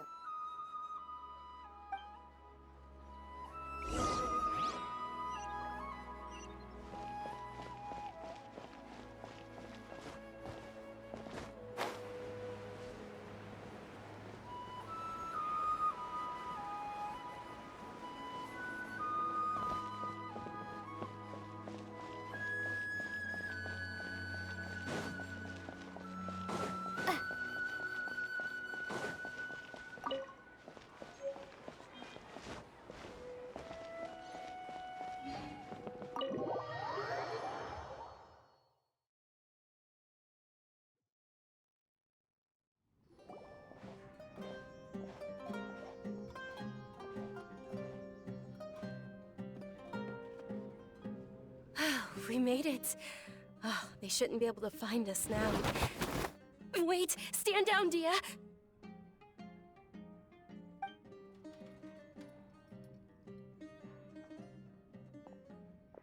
My lady, who are these two?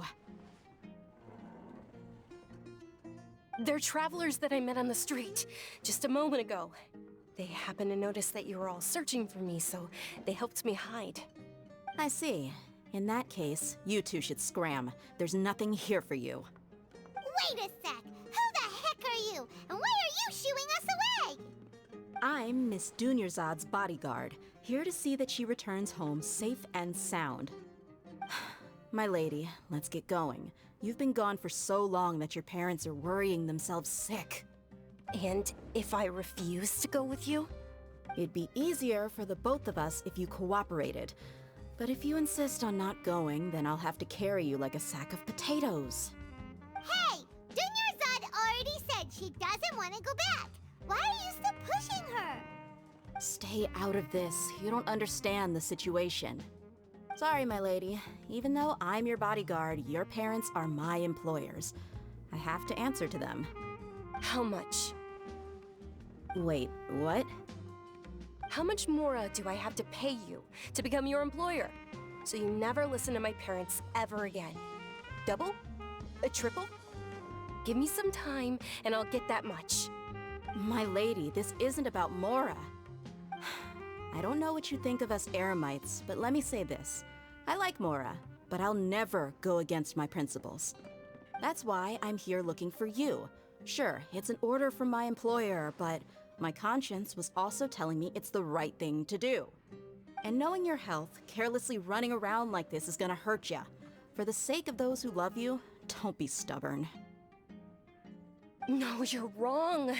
I'm aware of my limits and I know what I'm doing. Honestly, the only people being stubborn right now are my parents. And I know perfectly well that it makes no difference if I'm at home or not. They still won't accept reality. And every time I bring this up, they just change the subject. Dehya, you've been living with us a long time already.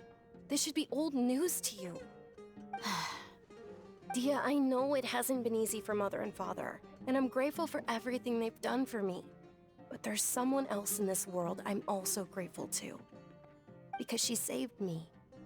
The love I have for her is the same I have for my parents. This is my life and my last chance. So I want to do something meaningful. My lady, are you sure what you're doing now is meaningful? Yes, I'm sure. At least, it is to me. Fine, I won't ask you to return home anymore. But let me make something very clear.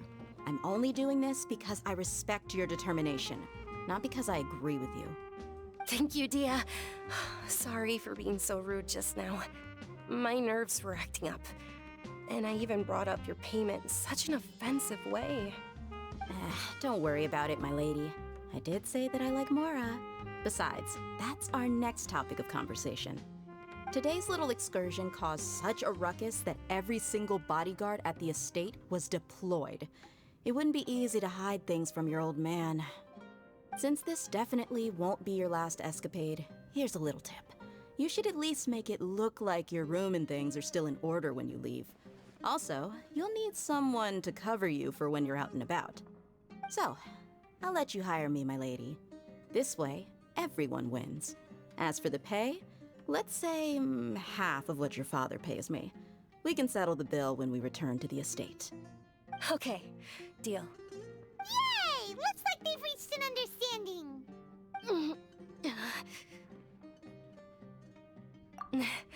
I'm fine, really. I just feel a little tired now that things have calmed down. My lady, stop trying to look tough. We're already in a tavern, so let's rest up and grab some grub. I'm sorry for worrying you two. If you don't mind, I'd like for you to join us. Sure! After you rest up, we want to hear more about Lesser Lord Kusanali.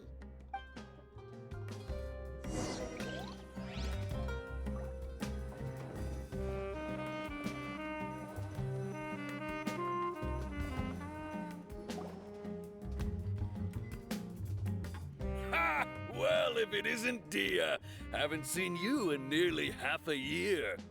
Word on the street is that you're a bodyguard for the Homayani family now. Ha! Don't you find that kind of work boring? Nah, you get used to it. How about a menu over here? You got it. Huh? Isn't this little Miss Homayani herself? We don't get to serve personages like you very often. We'll be sure to prepare our very best. Thank you, sir, but there's no need. I don't have a lot of Mora on me, and I really ought to save as much as I can. But please bring these two the best food you have. They're my new friends, so I want to be a good host for them. Wait, we're paying for ourselves now? Aw, Paimon kinda wanted to try something fancy, but we aren't exactly loaded. Guess Paimon will settle for something ordinary. How about our charcoal-baked Agelena cakes? They're our signature snack, and they run cheap. Look, other customers over there are eating some now. They look kind of burnt and dry. Paimon will pass. What do you have against my slime dishes? Dunyarzad, we asked a lot of people when we first arrived, and almost nobody was interested in Lesser Lord Kusanali. So, what made you want to follow her? Well, remember when you asked me if I knew how to meet the Dendro Archon? Even though I don't know how, I think I've actually seen her before. Huh? Really? Yes, it was when I was a child. At the time, my illness had kept me bedridden for the better part of a year. I was stuck inside and couldn't make any friends, and my parents did their best to find treatments for me. But even then, the Akasha didn't have any helpful information. My younger self no longer had any hopes or dreams. One flare-up was so bad that I was in a semi-conscious state for several days. Then one night, I woke up alone in my room. I was terrified. My body was paralyzed. Even if I cried, there was no sound. At that moment, an ethereal voice spoke in my mind. Dunyarzad, don't be scared. You don't have to cry. Dunyarzad, don't be scared. You don't have to cry. Who are you? How do you know my name? How do I explain this? You might not be able to understand, but actually, I know everything about you. Really? Of course. I know that you're scared of thunder, that you hate taking medicine every morning, and that you love counting the petals on your mom's skirt. Wow, you really do know everything. Dunyarzad, is there anything you want? What? Not really. I can't go anywhere or do anything. Huh? But aren't you a child? All children have wishes. Tell me what you want, and maybe I can make it happen. But can you make my illness go away? Oh. I'm sorry. But I'm not powerful enough to do that right now. Then, can you be my friend? After that, the voice said, "Okay, I'll be your friend." Although my body was suffering during those days, that voice encouraged me and told me many wondrous things. Beyond my window was the flourishing Sumeru city. Beyond the city was a lush rainforest. And beyond that was the wall of Samiel, deserts, and all of Teyvat. Once I finally made it through that bout of illness, I couldn't hear that voice anymore. I told my mother about it, but she said that I must have been dreaming. But I know that that voice wasn't a figment of my imagination. Before that, I had never heard of Teyvat. Yes, for sure. If it weren't for that voice, I would have never grown curious about the outside world, nor would I have learned how to read and enjoy so many books. That voice sparked a desire for wisdom. It had to have been the Dendro Archon. I've been hoping for a chance to repay her kindness. In fact, I was running around today to help prepare the Sub-Zerus festival for her.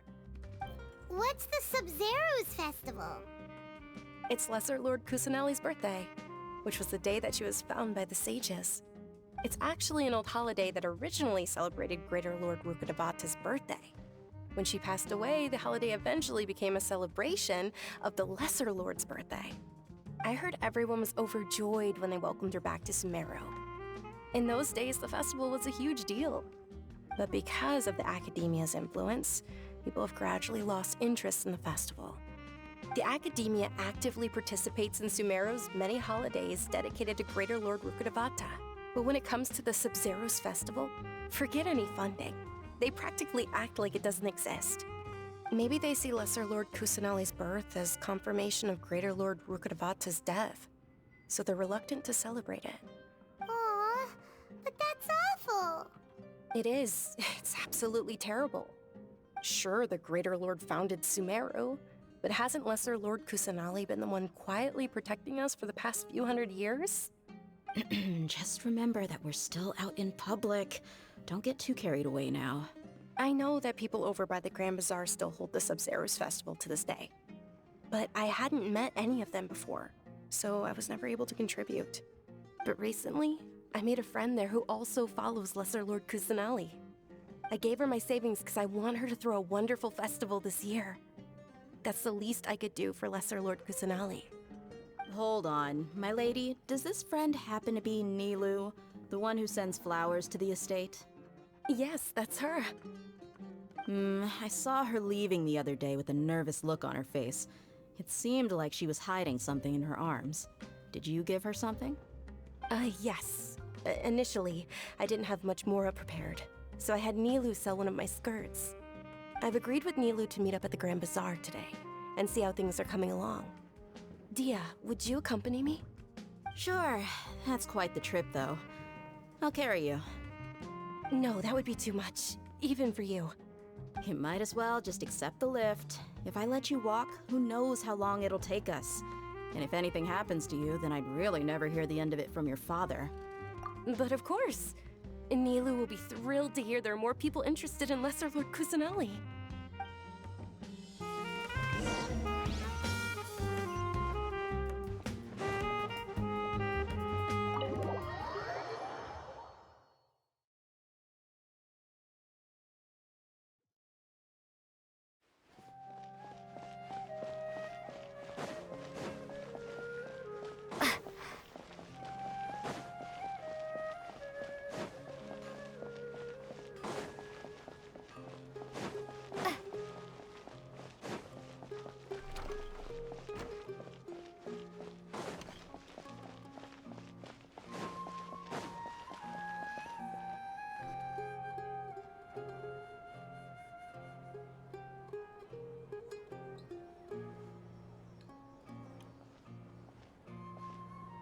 Sorry I'm late, Nilou.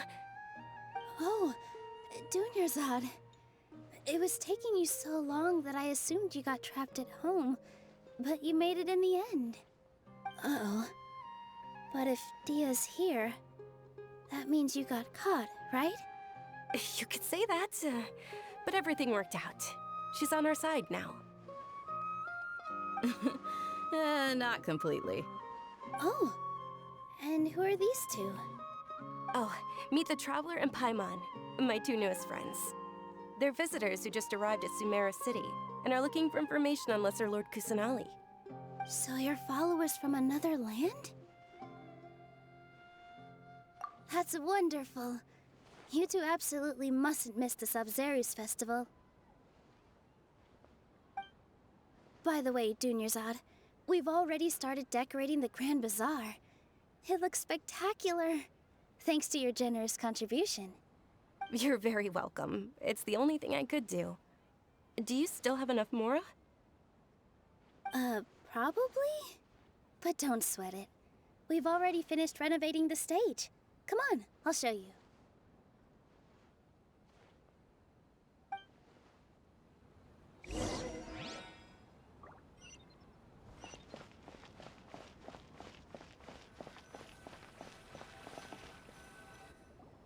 Wow! This place is amazing! Not bad. Last time I was here, the stairs were full of holes. The stairs were nothing. A little while ago, we discovered that the tree above the stage had a huge chunk of bark ready to fall off. Mr. Zubair was worried sick.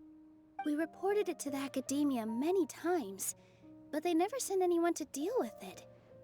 We didn't want anything bad happening, so we were going to cancel all the stage performances. Oh, probably because it was the theater asking. The academia looks down on performers like us. They probably think it would be best if the theater closed down completely. We can't let that happen, though. Not only would everyone involved in the theater go hungry, but then we wouldn't be able to hold the Sabzeruz festival anymore. Thank the Dendro Archon for Dunyarzad. With the Mora she gave us, we hired someone to patch up the tree, and we also gave the stage a much-needed makeover. The stage is going to be even prettier when it's festival time. I can't wait for you to see it. And I can't wait to see you on the stage. You've been practicing so long already. It's almost time for your dream to become reality. It's our dream. I'll do my best for the two of us. Nilou, what are you gonna be doing at the festival? She'll be dancing the dance of Sabzeruz, the most important performance at the Sabzeruz festival. Dunyarzad, have you told them the origin of this holiday? I only told them about the Greater Lord and Lesser Lord so far. Okay, then I'll tell you two about how this holiday came to be. According to legend, the Sabzeruz festival was originally the Goddess of Flowers' birthday celebration for the Greater Lord. A long, long time ago, on one of Greater Lord Rukkhadevata's birthdays, her friends threw her a celebratory banquet. Some of the gods got drunk. One started playing music, and the Greater Lord started singing, so the Goddess of Flowers began to dance. As she danced upon the grass, countless beautiful parisaras began to bloom wherever she stepped. Those brilliant purple flowers became her dazzling stage. All the gods clamored, "Oh, if only time could stop at this very moment." Of course they did. When people mention the gods, they always think of the Archon War. But Sumeru's gods also had happy times. Although they aren't around anymore, they're preserved in our tradition of dance. This outfit I'm wearing is apparently based on how the Goddess of Flowers looked. Though we're just tiny people compared to the Divine, we still have to do our best to make sure that the birthday girl feels loved on her special day. Nilou, you of all people will definitely be able to convey our well wishes to the Dendro Archon. I also noticed that you went the extra mile and scattered parisaras around the stage. They symbolize the Goddess of Flowers, after all. It's just a shame that all the real parisaras went extinct after her death. Yeah. The Greater Lord brought forth parisaras in memory of the Goddess of Flowers. but she ultimately could never truly replicate that beautiful purple. Thinking about the Goddess of Flowers dance makes me wish I could have seen it. If my stage were anything like that, I'd be thrilled if I had just 2 real body Saras on the stage. So, Traveler and Paimon, what do you think? Interested in the Sabzeruz festival? Will you two be coming? All of Lesser Lord Kusanali's followers will be there for her birthday. It'll be a good opportunity for you to learn more about her. Ooh, Paimon thinks that's a great idea! Hey, come on! There's nothing wrong with enjoying a festival. Besides, it's Lesser Lord Kusanali's birthday. She'll be happy to have more people who are celebrating it. So how about we all attend the Sabzeruz festival together? Dunyarzad, let me show you which stage decorations we've picked out so far. Traveler and Paimon, if that doesn't sound interesting to you, then feel free to explore the area. Everyone at the Grand Bazaar loves Lesser Lord Kusanali, and we're all looking forward to the Sabzeruz festival.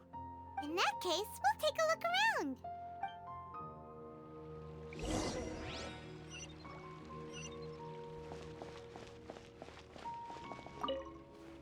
Ah, dancing at the Sabzeruz festival.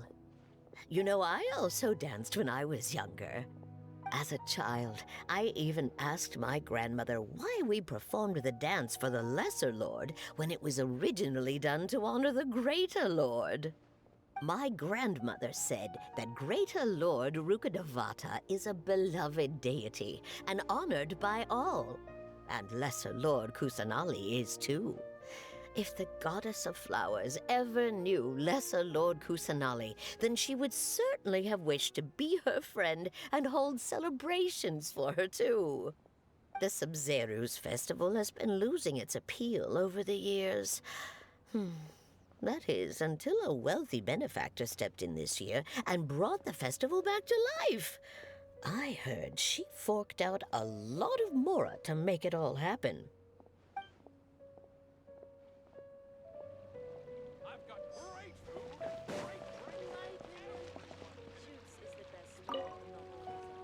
Whoa! What's with your yellow hair? And why do your clothes look so funny? Are you an Outlander? Did you know that the Sabzeruz festival is about to happen? There'll be loads of fun things to do at the festival. But the best part is when Ferris, the Knight of Flowers, passes out candy to everyone.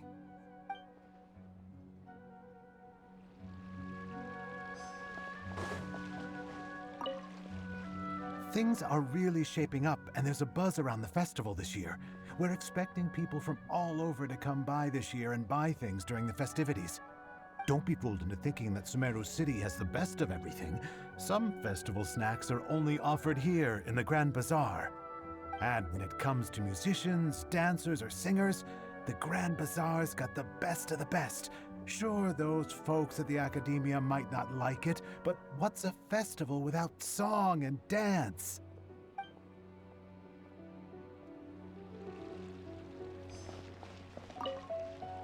Huh. Revamping the stage for the festival couldn't have been easy, that's for sure. I bet this year's festival will be one to remember. I don't know much about the Grand Bazaar, but I do know that the residents here have a penchant for song and dance. Two things that the Academia doesn't particularly approve of. Oh, and the perfume sold around here is a lot better than what you'll find elsewhere. The fragrances are longer lasting and they're gentler on your skin and... I mean, that's what I've heard at least.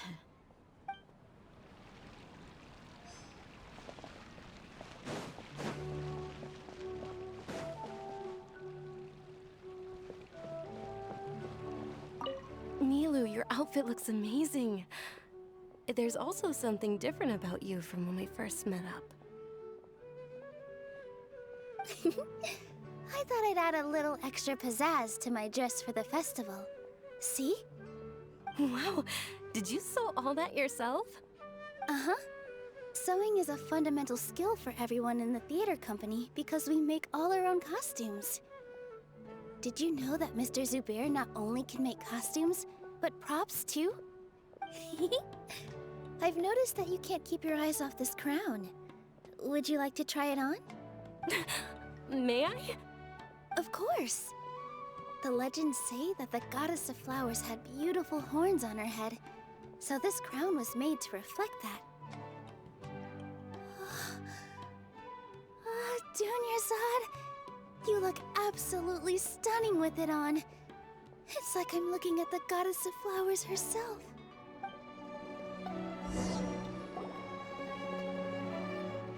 Hey! Is that who Paimon thinks it is? It looks like Catherine.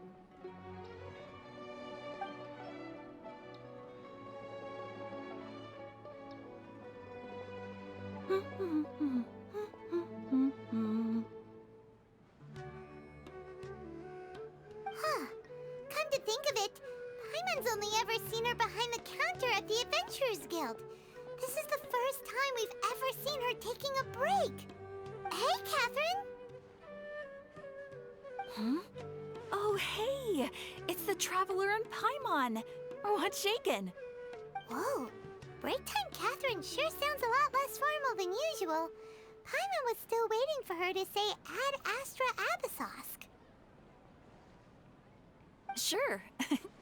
Standing behind the counter at the Adventurers Guild doesn't require any complicated functions. But saying and doing the same old things over and over again can get pretty monotonous. Like watching the same Fontaine movie day after day. But take you two, for example. You travel across Tevat to enrich your lives and gain new experiences. Well, we enjoy traveling across Tevat and all that, but we're mainly looking for clues about her brother. Yes, and you should keep searching. Sometimes the answers we're looking for aren't necessarily at our intended destination. Instead, they're found along the way. Huh. Haven't we heard someone say something pretty similar recently? Anyways, what brings you out here, Catherine? No, not particularly.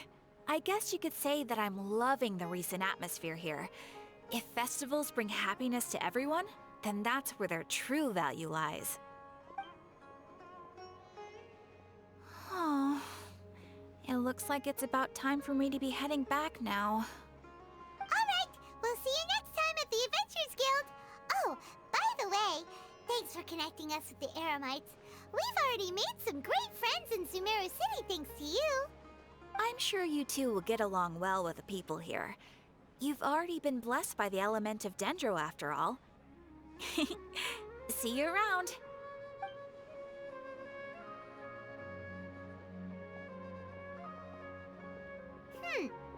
There's something really different about Catherine today. Hey, Traveler. Paimon. Oh, hey, Dehya. What's going on? I've got something to tell ya. My lady knows you're looking for ways to meet Lesser Lord Kusanali, and she's been trying to come up with a way to help you. Well, I have an idea that might help. Are you serious? We'd love that! It might not necessarily pan out, so don't get your hopes up too much. I'll need to take you two somewhere and ask someone some questions. My lady is feeling a little worn out at the moment. Nilou's found a place for her to rest. After I take my lady home, let's meet in front of the Citadel of Regzar. Sounds like a plan! Let's head over to the Citadel of Regzar and wait for Dehya!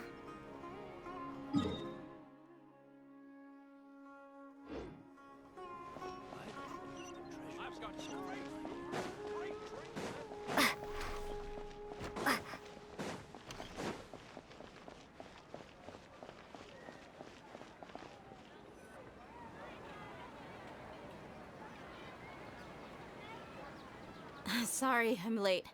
It took some convincing for the Master and Mistress to believe that Miss Dunyarzad was only sitting in the port for a while because she was in a bad mood. Anyway, I guess I should be thanking you. I haven't seen Miss Dunyarzad that happy in a long time. If it wasn't for you two, she probably would have been caught and dragged back much earlier.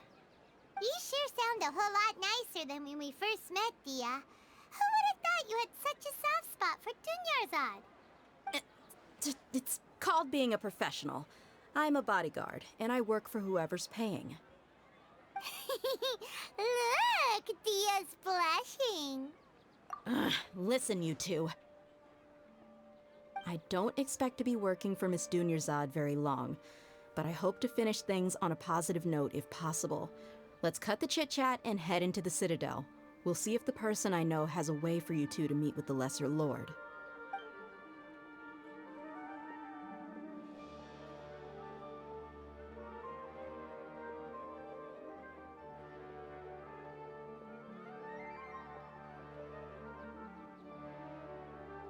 Oh, hey, Chief. Ha, Dehya! What are you doing here? And well, didn't expect to see you three together. I take it you all know each other already? Mm-hmm.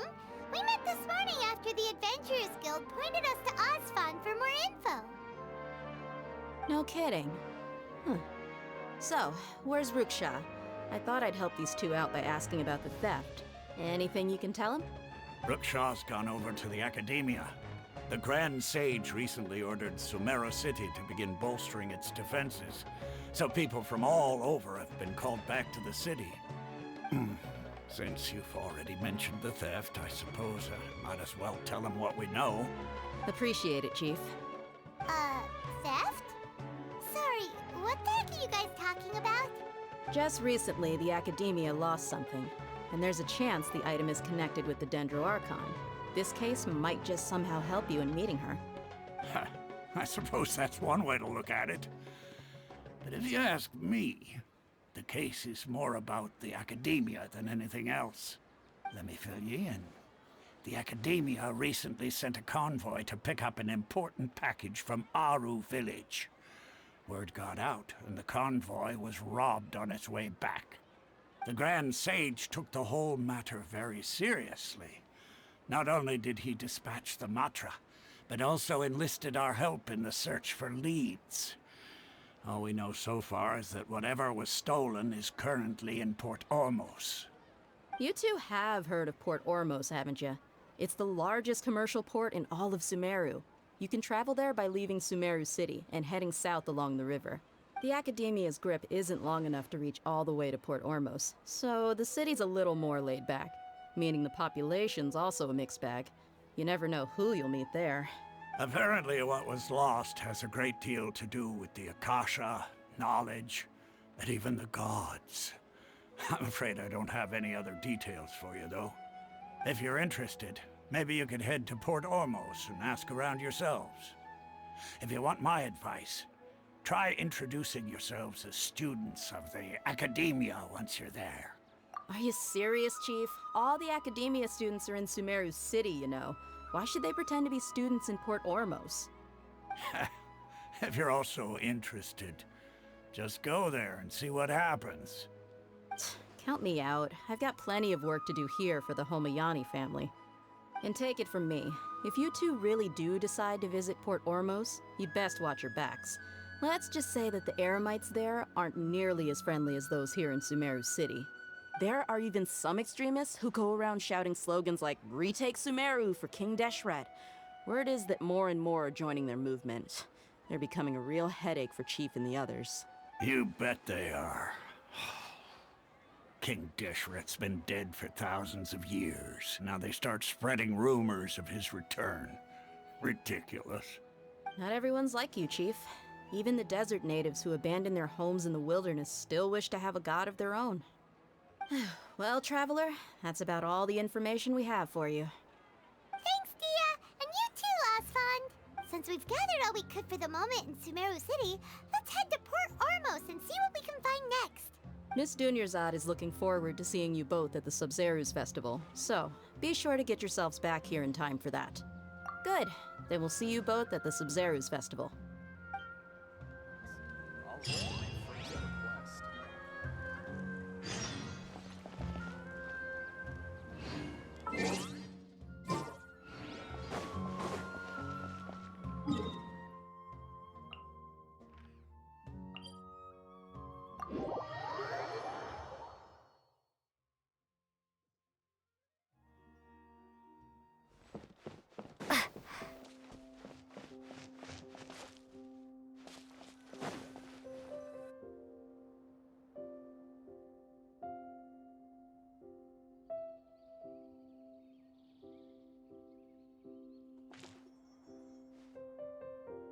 Come and have a good look yourself.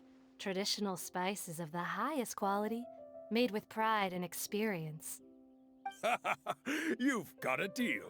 I can't thank you enough for always looking after my business. Believe me, I'm not making this up. Several Eremite mercenary groups are nearly in open conflict, but does the core of 30 care? And that's not all. Did you know that... Wow! Talk about hurly-burly! This place is busy! Guess that's only to be expected for the largest port in Sumeru.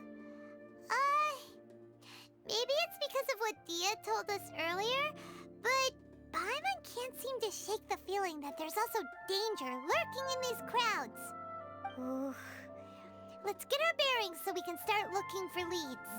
We know that whatever the Academia lost is related to the gods. But other than that, we don't have much else to go on. Osfun told us to try posing as Academia students while asking around. Paimon checked the Akasha on the way here, and the Academia doesn't seem to have any research facilities in Port Ormos. Paimon doesn't get it. Won't we look even more suspicious going around saying we're Academia students and asking about the stolen item? Well, given all the people that come through here every day, if there's any information to be found, Paimon bets we could find it in the market. Let's ask around and see what we come up with.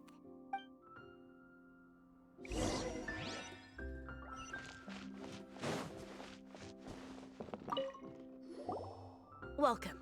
Welcome. How can I help you two? Hi there. We would like to ask you a question. Do students from the Academia ever come to Port Ormos? Of course. Especially around this time of year. Students from Sumeru City that are about to graduate often come to Port Ormos to cut loose a little. Many people often talk about how hard it is to get accepted into the Academia, let alone graduate. But those who finish their studies and go on to become full-time researchers at the Academia have it even harder. Sure, we may not be Sumeru City, but Port Ormos offers beautiful scenery and a stress-free environment. Some even say it's good luck to come to Port Ormos, so students and researchers come flocking here when things get to be too much at the Academia. Ah, you see over there? Those are students from the Academia. They've been looking worried and miserable ever since they got here a few days ago. If you ask me, the life of a merchant is better.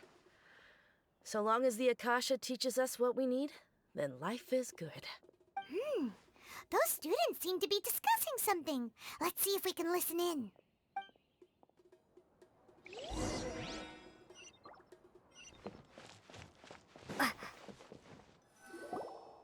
It's no good. I've tried asking around, but I haven't been able to learn anything useful. Not to mention that a bunch of scary-looking Eremite mercenaries have been posted along the streets now. There's been a lot of fighting between the different Eremite factions in Port Ormos. If we choose to move on our own, then it would be wise to steer clear of them. Especially the group that's constantly shouting some stuff about King Deshret and some resurrection. I've even heard that the Citadel of Regzar is starting to get fed up with them. What was that group called again? Ein something or other? They're called Ein El Ahmar. Today, I heard that the thing we're after might be in their possession at the moment. Wait, come again? Don't you see? Many of the Eremites in Port Ormos deal with trading this kind of thing. They're usually pretty wary of outsiders, but not so with students of the Academia. It's because the kind of goods that students are looking for aren't the kind of goods that Eremites are after. As long as they know you're a student, then deals can be made. I've heard that Ein al-Hakmar likes to set up shop at the Jafar Tavern. Supposedly, if you're willing to part with 500,000 Mora, they'll give you info on anything. Wait, did you say 500,000? If information alone costs that much, then how could we ever afford to buy what we're looking for? I guess we might as well give up on trying to graduate this way. I wouldn't worry too much. Our field of research is very niche. Who else could possibly be after that kind of shady knowledge? I bet it's practically worthless to anyone aside from us. Oh, I guess that makes sense. then the only thing left for us now is to find a way in. Why don't we all just pool our money together and pay for the information? Whoa! Did you hear that? A niche field of research and shady knowledge? It all sounds pretty suspicious to Paimon. Is knowledge something people just buy and sell like that? So, what's her plan? Wait, didn't you hear what they just said? Buying information is going to cost us 500,000 mora! Have you lost your mind? Oh, all right. Paimon never thought she'd agree to parting with that kind of mora. But if you know what you're doing, then we should give it a shot.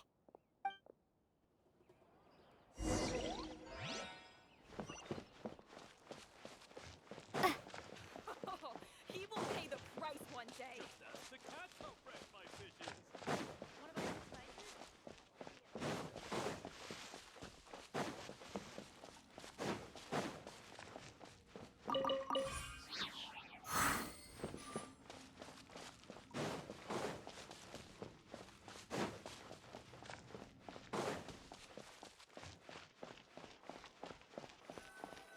This is the place we heard those students talking about. Let's find a seat somewhere and see if we can spot the group they mentioned.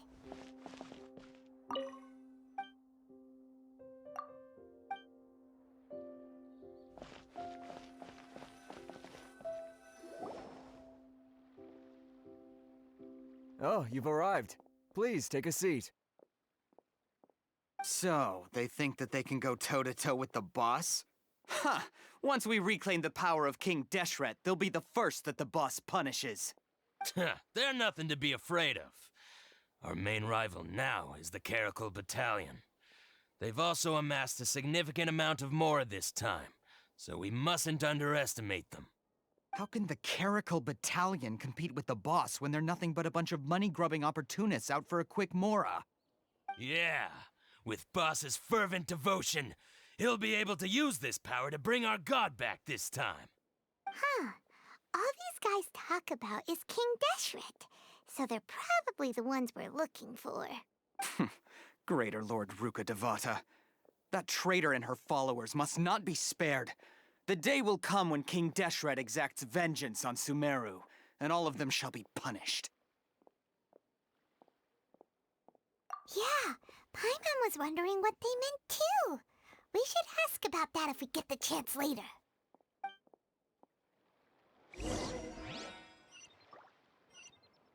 Welcome. How can there be Kairagi here? Huh? Who are you? What do you want? A student? Huh. What's a student from Sumeru City doing in Port Ormos? Ah, well, if it's info you want, you've come to the right place. The question is, can you afford it? Oh, Paimon can't stand to see so much more go. But there's no other choice right now. Here, this is the merchant's address. Whatever you're looking for, you'll find it there. Hmm? Well, what are you waiting for? Oh, that's right! We heard you mention King Deshret just now. We're actually interested to know more because we're, archaeology students! Fine. Since you've already handed over the mora, I guess I can throw in a little extra info.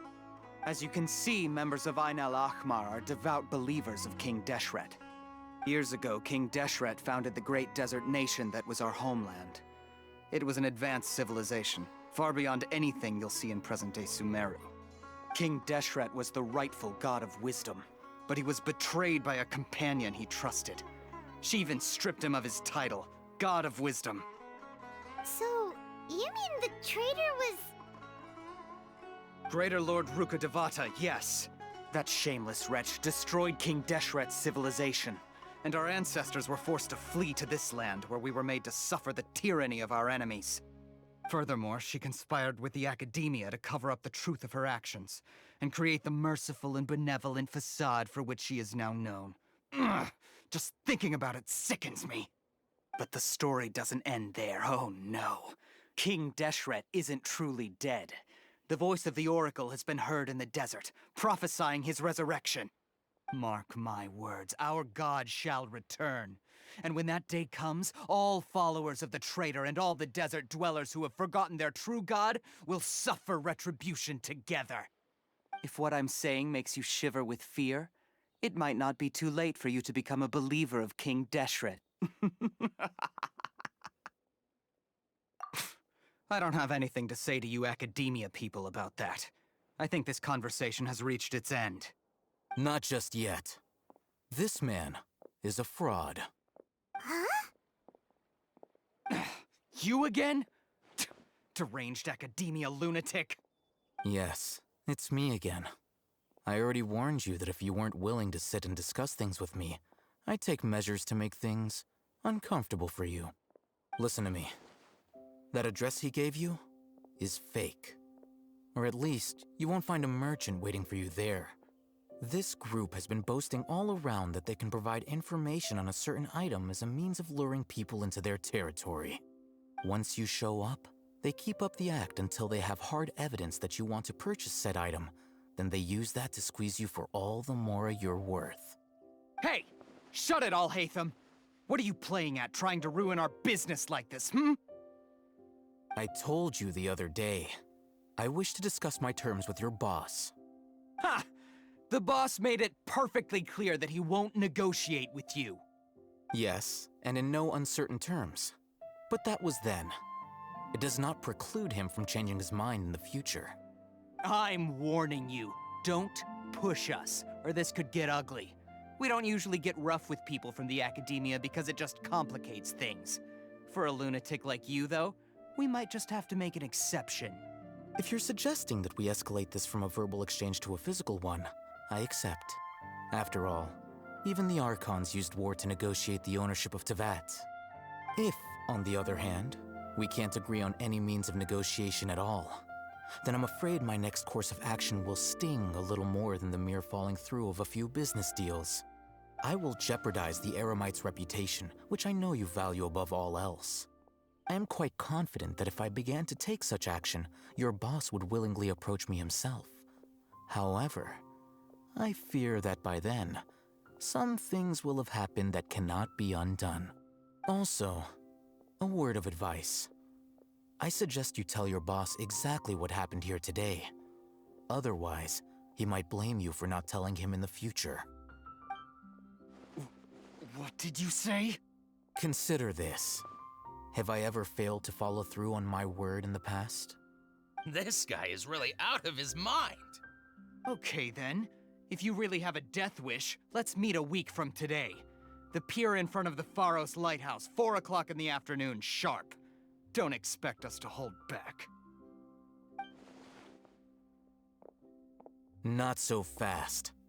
First, you return the 500,000 mora to them.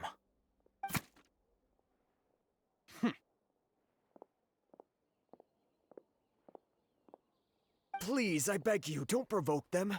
We can't afford any trouble with this crowd. They haven't even paid for their food yet. Ah, Mr. Iman. There appears to be fewer staff in the restaurant recently. This wouldn't happen to be because they're all busy spreading the word to the students, would it? Well... Someone who chooses to do business with a group like that really can't afford to get so flustered the instant someone confronts them about it. Consider the meal compensation for our silence. I'd say you're getting an excellent deal. Whoa, did you see that? He not only got us our Mora back, but sent the Emirites running too! Plus, he seems to know a lot about what's going on around here. Let's catch up with him and ask some questions! He went that way! After him!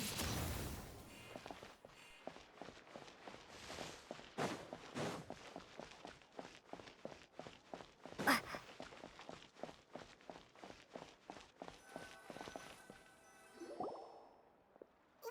up! It's Alhaitham, right? What do you want? No need for thanks. My goal was to get to them, and you two gave me just the opportunity I needed. We're even. Oh, I advise you to keep your distance from them. Since they weren't able to make off with your Mora in the end, they might harass you again in the future. All right. Goodbye. Hold your horses! We still have something to ask you about! Since you tore through their scam right in front of them, you must know the real story about certain something, no? Who exactly are you two? And why are you inquiring about that? A student. Right. Look, you should know that those thugs conducting business with you had nothing to do with your lie. Huh? Oh, yeah! She's really strong! Weren't you saying something about a physical exchange? We can help with that. She doesn't even have a vision. Forget it. Maybe not, but she can still use elemental energy. Otherwise, there's no way we'd go asking for info from from guys like that. Those hot-headed thugs are definitely gonna bring a lot of backup for your next meeting. Even if you don't go alone, you won't regret taking us with you.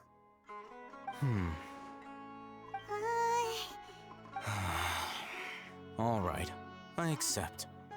Got a pen and paper? If you're searching for someone who sells that kind of merchandise, I'll give you one of their addresses, and you can try your luck. We'll reconvene at the appointed time by the pier. It doesn't matter if you show up or not. So, since you were happy to give us this merchant's information, does that mean you can tell us exactly what we're after? You were willing to part with 500,000 mora for something and you didn't even know what it was? Okay. Well, if you truly are as skilled as you claim, then you can beat the answer out of them when they become hostile. Look, if you've been making inquiries, then you have to know something by now. Tell me what you know so far, so I don't waste time repeating information.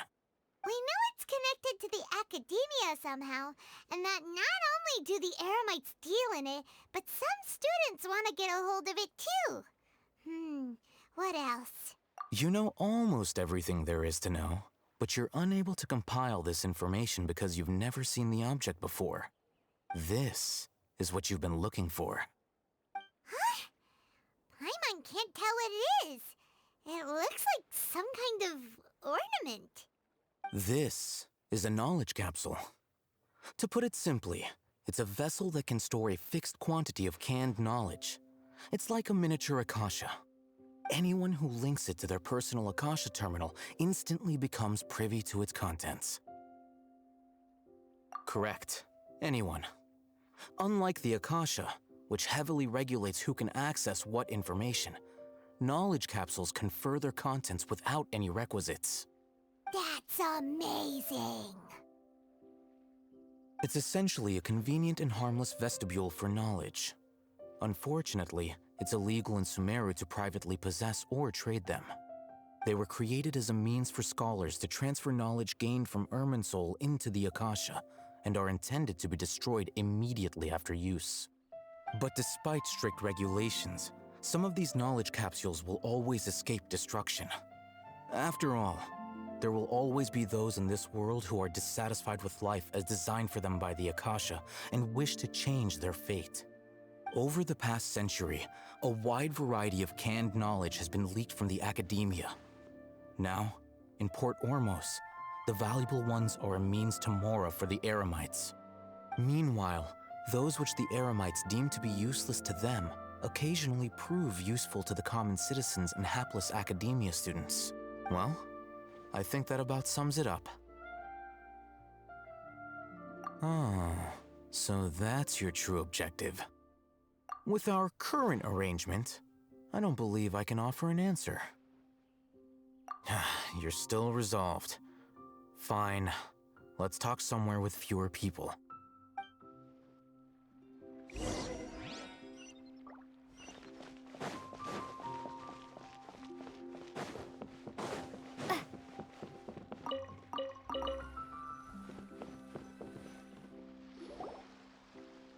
Let's continue our conversation here.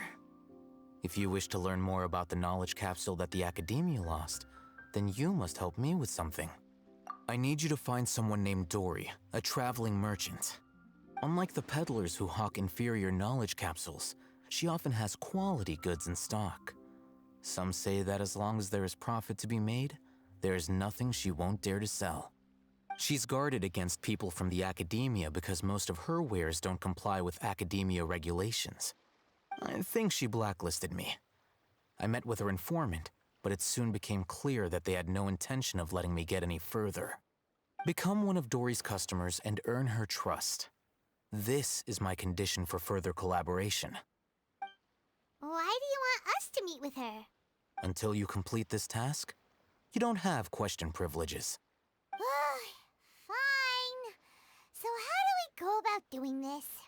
You two are outlanders who haven't been here for long, so Dori should view you as safe clients. I'll give you the informant's address and their contact password. Beyond the password, though, I have no way of knowing what other tricks she might have up her sleeve. You'll have to improvise. This is kind of nerve-wracking. The true challenge begins after you meet her. She has a keen nose for Mora and a shrewd eye for wares, and she only likes customers who she deems to have good taste. I'll prepare some funds for you. Buy her highest quality wares and earn her approval. But we only just saw a knowledge capsule for the first time. We don't know how to tell which ones are good and which ones are bad. Is that something we can learn quickly? That's true. Have you two heard of elemental sight? Oh, that's a surprise. Guess I'll have to hold you in higher regard. Anyway, that ability should resolve your issue.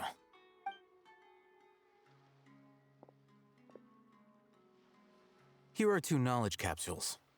Tell me, can you detect any difference in their quality?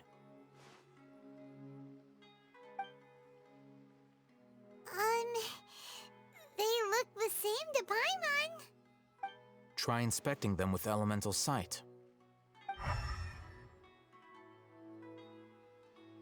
How'd it go? Did you see anything? Rumor has it that higher quality knowledge capsules generally appear brighter when viewed through elemental sight. That's because knowledge originates from Irminsul, the root of Dendro power itself. The more powerful the knowledge, the richer it is in Dendro energy. However, some canned knowledge with a high concentration of elemental energy is of little use in contemporary times, so those capsules are of little value. Using elemental sight is merely a stopgap measure, but it should suffice for earning Dori's trust. That sounds pretty impressive. Here's a sheet with the informant's location and contact password, and here is the Mora for purchasing canned knowledge. Don't be cheap. You'll need to spend to catch Dori's eye. If there's any Mora left over, just keep it. Oh, and be sure to exercise some caution. There have been Matra present in Port Ormos lately. Your efforts will be for naught if they catch you. Matra? They belong to the Academia's regulatory body. They also handle cases of illegal canned knowledge transactions. Like I said, the Academia has banned both their trade and possession. The Matra are razor sharp. You're in for nothing good if they lock their sights onto you. If you two want to back out, now's the time. Okay, then we have a deal. If you succeed in your dealings with Dori, come find me at the Wikela Funduk. We'll have an open discussion then. Looking at what Alhaitham wrote, Dori's informant is a trader near Old Ormos. Let's follow these instructions and try to get in contact with him.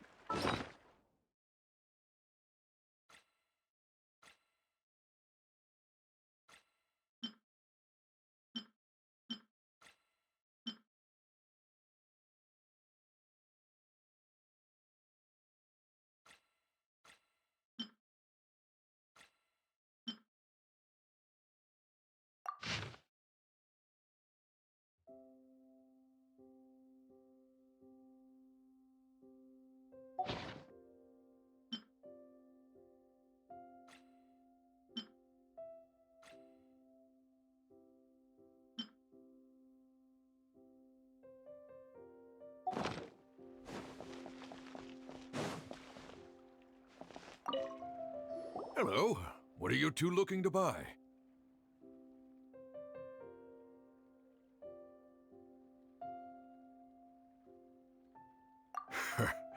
What a unique palate. We have unripe hara fruits, but we usually keep them in the back. I'll have someone escort you. Following the paper got us past the first round. Ronak, these two want to buy unripe hara fruits. Show them to the warehouse.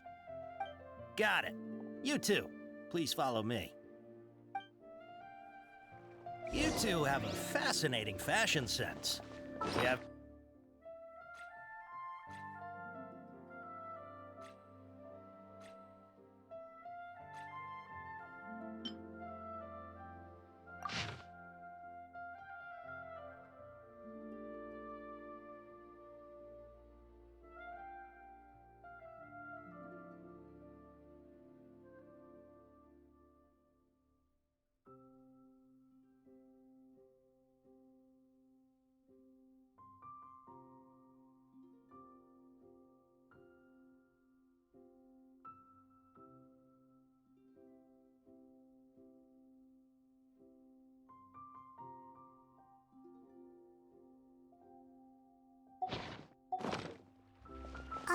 Hold on.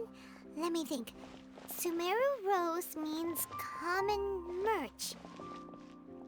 No, look again. We're obviously wearing morning flowers.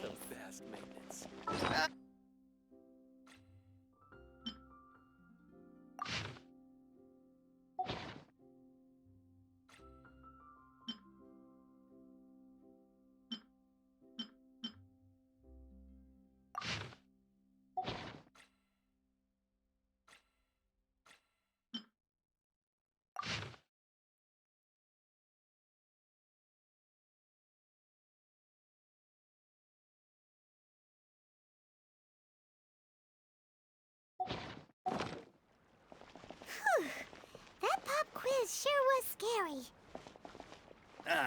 The warehouse is up ahead. Please follow me.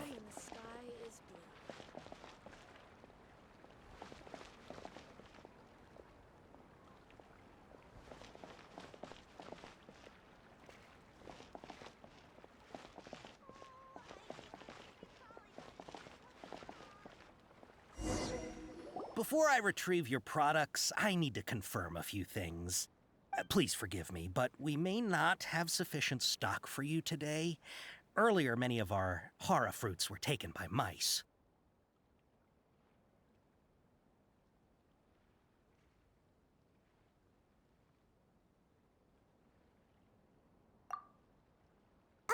Hold on. That's not right. Taken by mice means they sold out. I'm sorry. But as things currently stand, we won't be able to fulfill you. He's cautious of us. Let's take a closer look at the paper that Alhaitham gave us.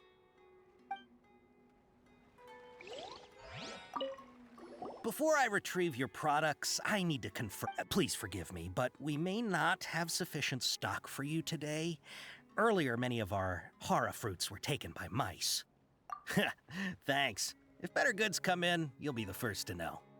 You look like you have some skill. Why don't I pick out some fruits that'll make you dizzy?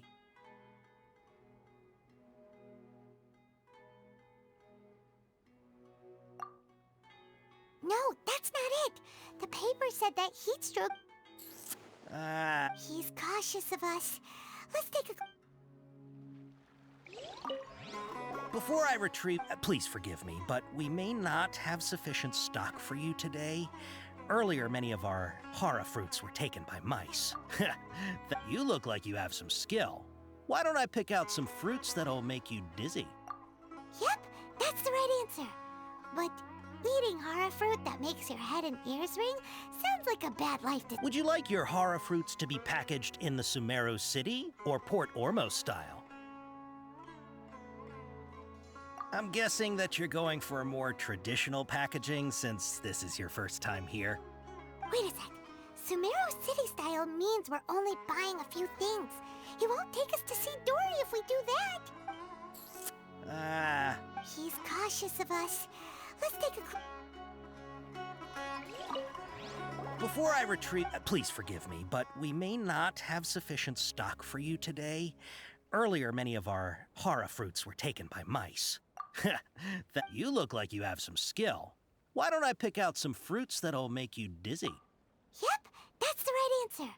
But eating hara fruit that... Would you like your hara fruits to be packaged in the Sumeru City or Port Ormos style?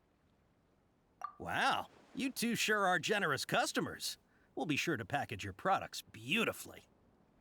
Okay, everything has been confirmed. Miss Dori is waiting for you up at... Shoot! It's the Matra! Run! What? The Matra? Where? Alhaitham said we're done for if they catch us. We gotta get out of here.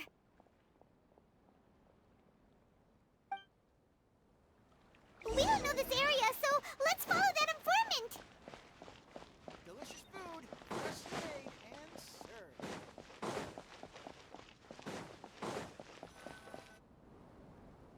He ran that way.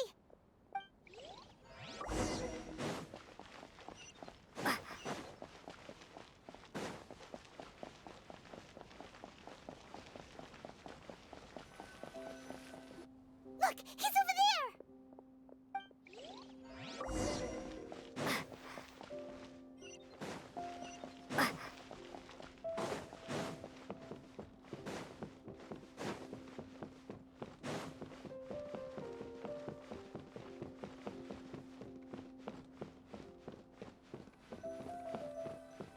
Hey, if you're hiding from the Rishbaland tiger, come this way. Another password. Huh? Oh, that voice came from behind the building. Here, over here. You can stop running now.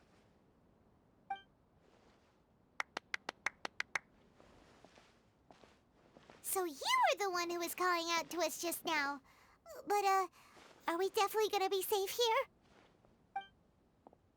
These two good customers wish to buy some hara fruit, Miss Dori. And if there's nothing else, I'll just excuse myself. Oh, very good. Thank you. Huh? Wait, you're Dori? Paimon sure thought you'd look a whole lot scarier. Hey, what are you trying to say, Princess Pea-Brain? I can be scary enough when I need to be, believe you me.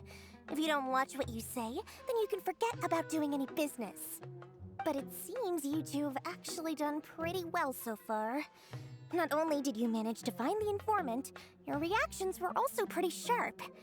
You don't really look like criminals or anything, but I bet my Mora that you've been involved in some shady dealings, haven't you? Paimon's not sure if that's supposed to be a compliment, but we'll take it. I can't risk doing business with people who start huffing and puffing after just a few paces. No matter how much Mora they might have. Not only will they get caught by the Matra, but they'll also get us into trouble. As decent folks trying to run an honest business. We don't need any of that. Wouldn't you agree? So that's why I prefer to have customers like you. It's your first time here, but don't worry, I won't ask too many questions. Even if you wish to buy enough knowledge capsules to decorate your house with, please, knock yourself out. As long as you have lots of round, shiny Mora, then we're all good. Ah, yes, of course, of course. Go ahead, help yourselves. Voila! Wow, she has a trove of canned knowledge. Whew. She'd probably be in serious trouble if the Matra caught her with all this. What kind of products do you seek, my dear customers? Don't worry, I'm not interested in your reasons for buying. I can, however, offer some suggestions. Take this one, for example. An analysis of the sociological ideology and dialectics of the Hilichurls. Only 3 people in all of Teyvat have ever studied it, making it extremely rare. It's on sale now for 350,000 Mora. Yeesh, who would want to be an expert in that topic? Or how about the architectural styles and construction methods of Teyvat in the early Archon War period? With this one, you can become an expert in historic architecture preservation and find an excellent, well-paying job in nearly any nation. Ooh, now this sounds like it could be useful. 2 million Mora, and it's yours. No discounts. Whoa! That's a lot of Mora! Of course, you are free to pick whatever your heart's desire. The contents and price of each knowledge capsule are indicated in small text on the body of each one, down at the bottom. Alright, let's try the method that Alhaitham mentioned.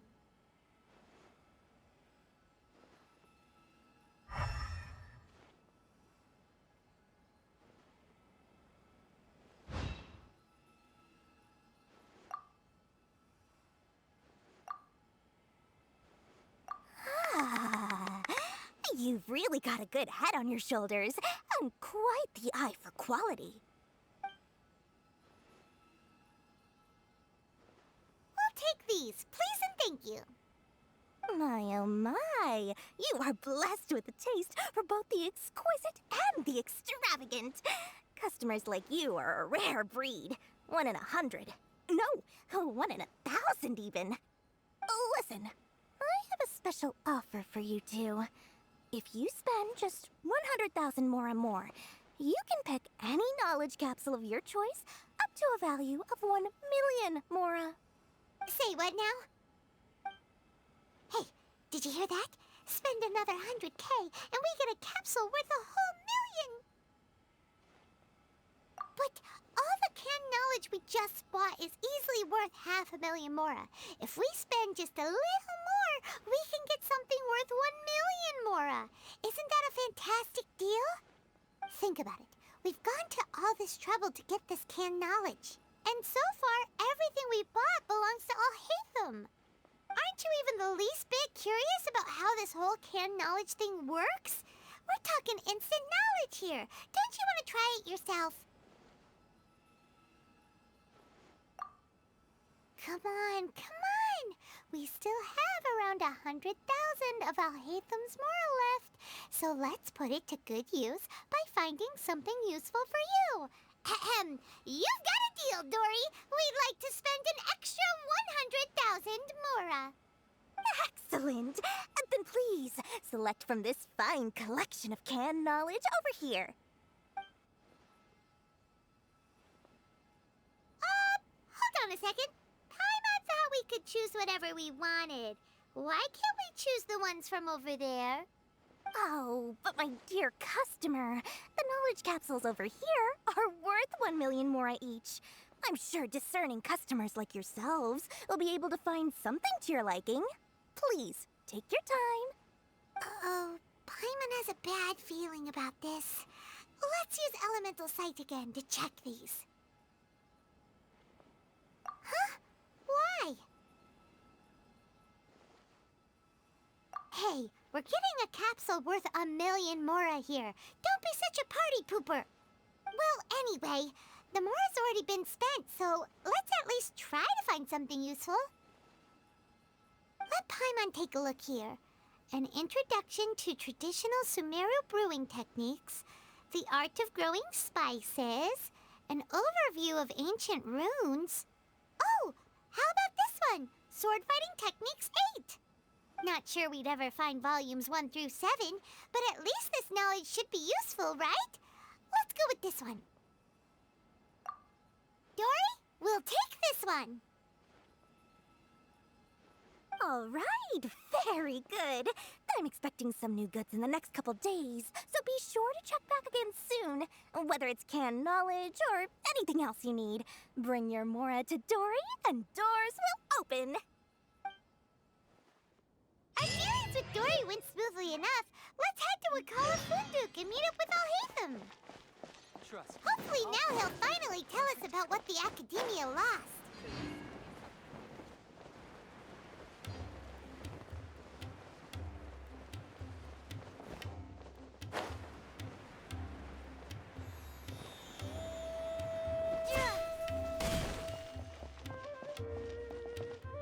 Ha, you two made it. And from the looks on your faces, you were successful. Whoa, there's so many people from the Academia here. Why would you pick this place as our meetup spot? Well, Wakala Funduk is under the Academia's control, so naturally the Academia has people working here. I came to Port Ormos under the pretense of conducting official business. You're a pretty daring guy. Relax. No one here is interested in anything we say, and the Matcha won't come here. Okay, now, tell me how your encounter with Dori went. Okay, we did what you asked. So, can you tell us about the knowledge capsule that the Academia lost now? Before that, I have to ask, why are you two so intent on tracking it down? You don't have to answer, of course. Yeah, she just wants to meet the God of Wisdom and ask her about something important. We've been in Sumeru for a while now, but we still haven't found a way. When we heard that the Academia had lost something that might be related to the gods, we came here in case it turned out to be our lucky break. In that case, you're on the right track. A short while ago, the Academia lost a knowledge capsule in the desert. It's supposedly a divine knowledge capsule. Use it, and you'll gain the wisdom of the gods. Wow, there's really such a thing as that? Hey, if we find it, do you think we could learn how to meet the Dendro Archon? Ooh, or even how to find your brother? I highly doubt it has any mystical properties, but it does indeed exist. And it's right here, in Port Ormos. So, where exactly? That's what we need to find out next. I won't deny that. I am investigating because I'm curious as to what the divine knowledge capsule truly is. As you know, the Eremites in Port Ormos also have their eyes on it. It is an extremely precious item. The knowledge contained within may bring great power or wealth to whoever has it in their possession. Several brigades have been vying for ownership of it as of late, but there is still no victor. My personal finances and connections cannot compete with those of the Eremites. After attempting various methods, I finally managed to reach a tentative agreement with several brigades. I agreed to forego ownership of the divine knowledge capsule in exchange for the opportunity to study it. After all, there's no harm in understanding what it is. However, there are those who are less amenable to negotiation, such as those from Ain al-Ahmar. They adamantly believe that the divine knowledge capsule contains King Deshret's power, and that he will return to this world when they obtain it. They refuse to let anyone from the Academia tarnish their deity's soul. So you kept hounding them because they refused to cooperate with you? Yes. Ain al-Ahmar isn't exactly wealthy, but its members are determined to get that capsule by any means necessary. To that end, they've resorted to many methods more foul than fair in order to amass sufficient funds. So, I've been sabotaging their business to force them into negotiating with me. The divine knowledge capsule should be up for a secret auction within the next few days. Each brigade will place their own bid, and the prize will be covertly given to the winner.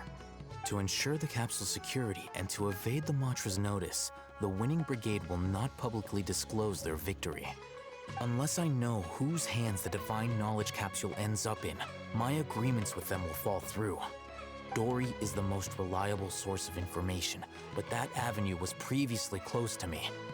With you on board now, the situation is different. In other words, you wanted us to befriend Dori so you could find out where the divine knowledge capsule is. Yes, you can say that. But this arrangement harms none of us. The day after tomorrow, go back to Dori and try to purchase information on the divine knowledge capsule's whereabouts. If she has no information, wait 2 days and approach her again. If I get the opportunity to study the divine knowledge capsule, I will relay my findings to you. Will that suffice as compensation? Okay, then we'll meet up in 2 days. Alhaitham, before you go, we actually bought a knowledge capsule for ourselves, but we're not sure how to use it. You two want to try using a knowledge capsule? Sure, I can teach you. Doing so right under the Academia's nose is a bit problematic, though.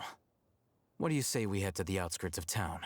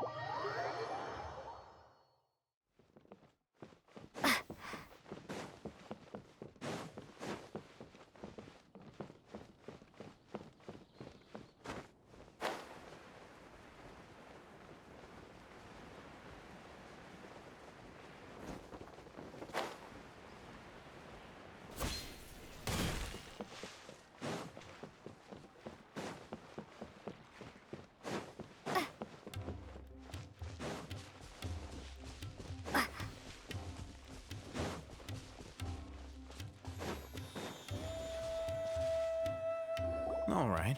This place works. Show me the capsule you purchased. Here. Sword Fighting Techniques 8. Huh. A combat class knowledge capsule.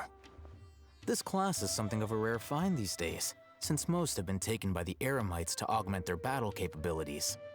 Really? Aw, yeah, what a great buy! If you want to determine the efficacy of this capsule, I can evaluate your combat ability. However, effects will likely be minimal if you already possess a high amount of strength. We can conduct a controlled experiment where you fight 2 battles, one before using this knowledge capsule and one after.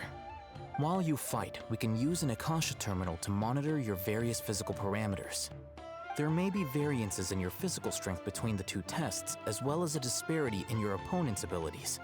But don't worry, I'll run statistical analyses afterward to mitigate any confounding effects. Wow!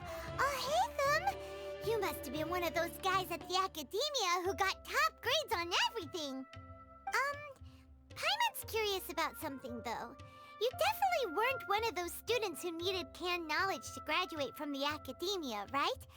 So, why are you risking getting caught by the Matra for this capsule? When you are unable to understand a researcher's actions, most cases can be attributed to curiosity. This is but one theory. Sounds like you're trying to avoid the question. All right, let's begin the test. Just fight as you normally do.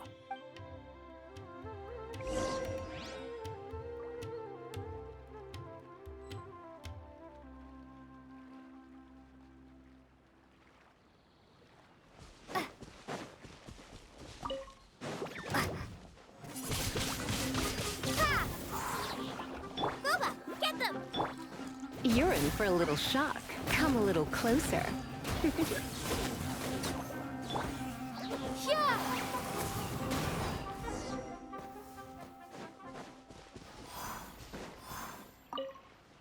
All right. I'll link your Akasha terminal to record data. The next step is to use this knowledge capsule. Hold it in your hand.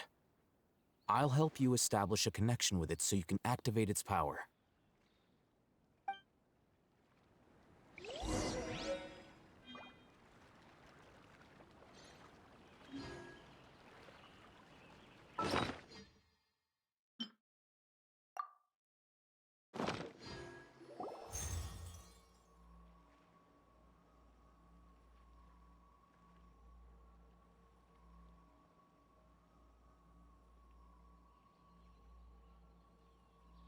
Hey, how are you feeling?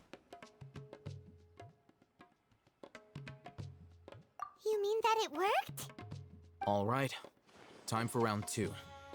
Fight with the same composure as before.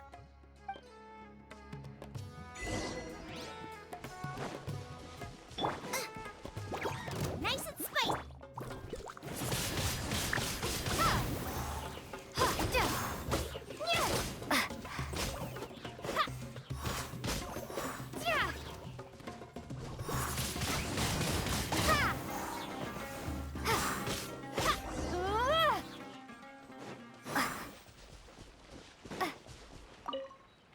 Now, I'll start recording data again.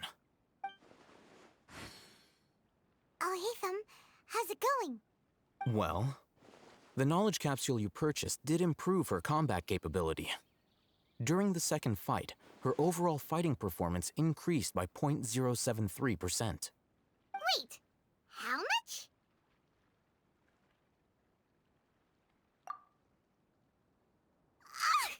Dori's such a jerk! She totally scammed us! 1 million mora? This thing isn't worth a tenth of that amount! Of course, this could be because she is so powerful that the capsule's contents were unable to produce a substantial increase. At the very least, this test allowed me to gain more insight into you two. Our deal seems increasingly worth my investment. I'm heading back to Ikela Funduk. I await your response in 2 days' time. This is Mora for when you ask Dori for information. Pay her as much as she requests.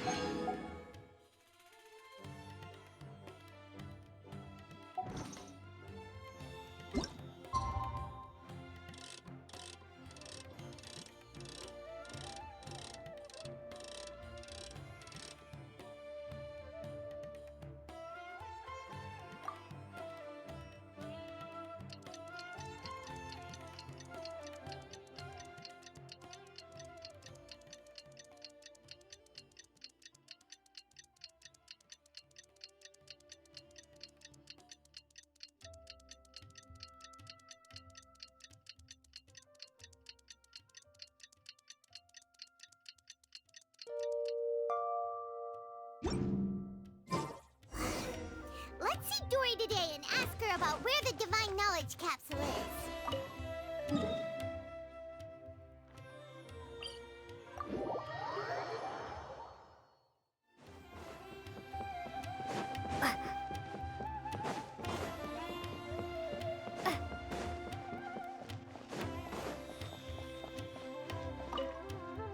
Here, over here! Oh, welcome back, my loyal patrons. What can I do for you this time? You name it. Canned knowledge, supplies, or anything else you need. I'll find a way to get it. Where there's a waterfall of Mora, there's a way. Can you really get us anything we want? Anything at all? Aha! So it appears that canned knowledge alone is no longer sufficient for your opulent appetite. Then please, oblige me. Tell me what you have in mind. Oh! I knew customers with pockets as deep as yours would undoubtedly crave something more profound than ordinary canned knowledge. But you know, that kind of information isn't going to be cheap.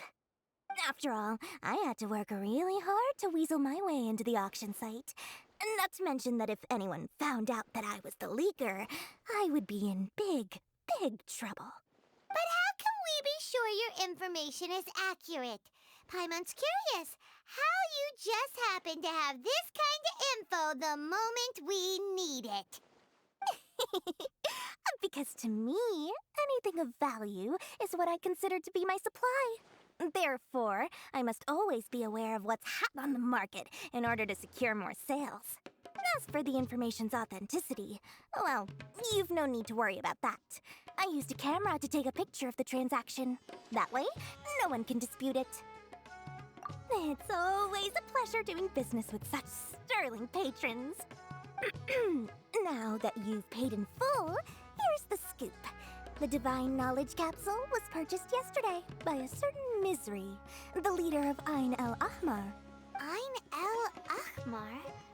You mean the Eremites who worshipped King Deshret? Ah, so you're already familiar with them. The group has done everything in their power to obtain the Divine Knowledge Capsule. After all, they believe it contains the power of King Deshret. That Divine Knowledge Capsule is unlike any other canned knowledge I've seen before. It was glowing bright red. The capsule is clearly visible in the picture I took. You can look for yourself. Thanks for the info, Dori. Please, it's my pleasure.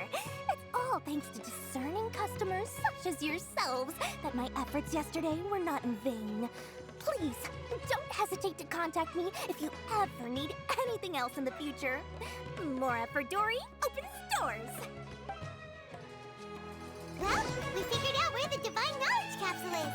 Turns out, it ended up in the hands of Ain el-Ahmar. Let's head back and talk to Alhaitham.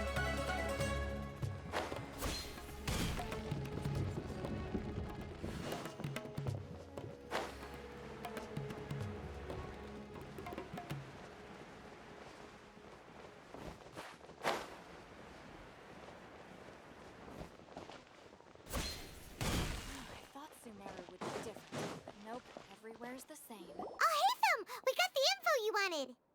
Really? All right. Let's hear it. Dori even gave us evidence to verify the intel. Have a look. Huh, look at that. Clear as day. It must have taken some guts just to infiltrate the scene of the Eremites' transaction. But then to get close enough to take a picture like this. Bold move, Dori. Very bold move. All right. The person in this picture is indeed Misery, the leader of Ain el-Ahmar. And the glowing red capsule he's holding appears to be the Divine Knowledge Capsule. In which case, if we play our cards right, when we confront them next week, we should be able to force them to show their hand. At first, Paimon didn't get why you were provoking these Ain el-Ahmar guys. But now, it sort of makes sense. Everything's playing right into your hands. After we defeat them, we can finally have a serious talk with their boss and get them to lend us the Divine Knowledge Capsule.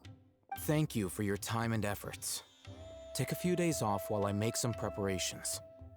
Let's meet up again on the afternoon of the arranged date, 3 o'clock sharp. See you then.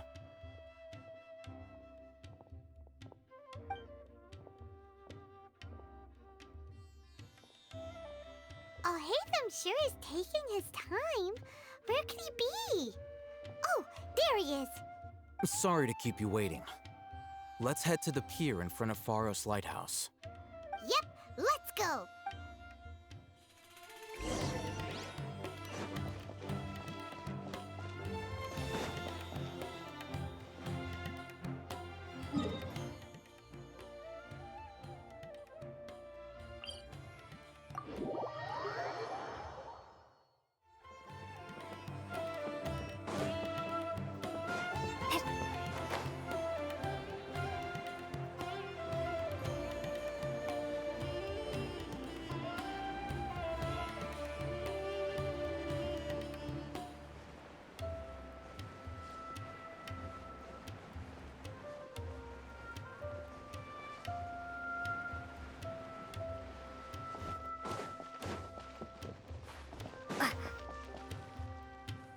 Alhaitham.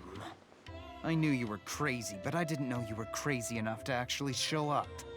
It was I who demanded that these negotiations take place.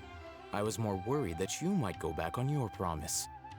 But to your credit, it appears that you're sticking to your word. This is turning into quite an occasion. I also brought some backup. I assume you don't mind. Backup? Aren't you the brat from the restaurant the other day? You've come to support this lunatic because he helped you out? Fine, your funeral. I'm not going to mince my words. Once we're done with you, you'll be nothing more than fish food. Get 'em, boys!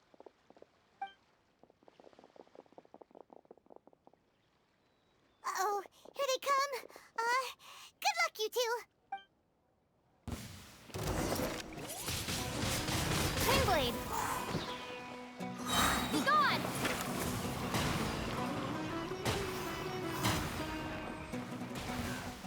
Following orders. Out of the frying pan, into the... Come a little closer. Come a little closer. Academia scum!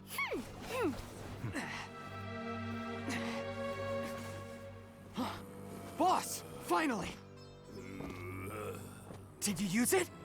Great! Now we can...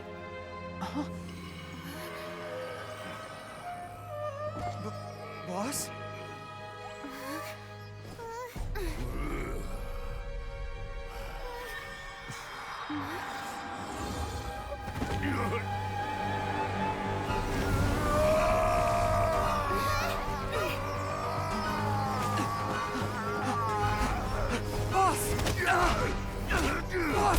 What's wrong? What happened to him? We have to cut his Akasha connection, now.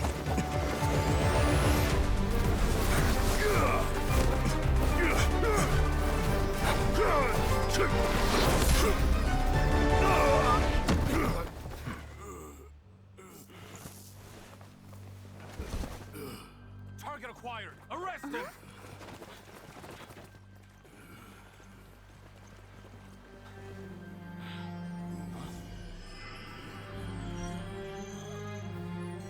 Do not impede our work. Is that understood, Alhaitham? Of course. I was only trying to help. Take him away!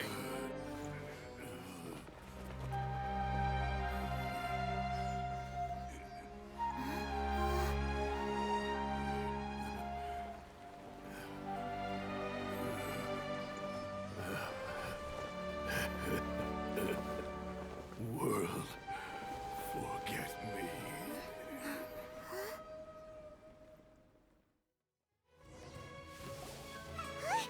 What in Tibet just happened? It's like that big guy suddenly lost his mind. It looks like he used the Divine Knowledge Capsule. You mean the Divine Knowledge Capsule did that to him? Oh, yeah. You mean how some researchers go insane after getting knowledge from Irminsul? I've heard of numerous incidents of researchers in Satyavada life going insane.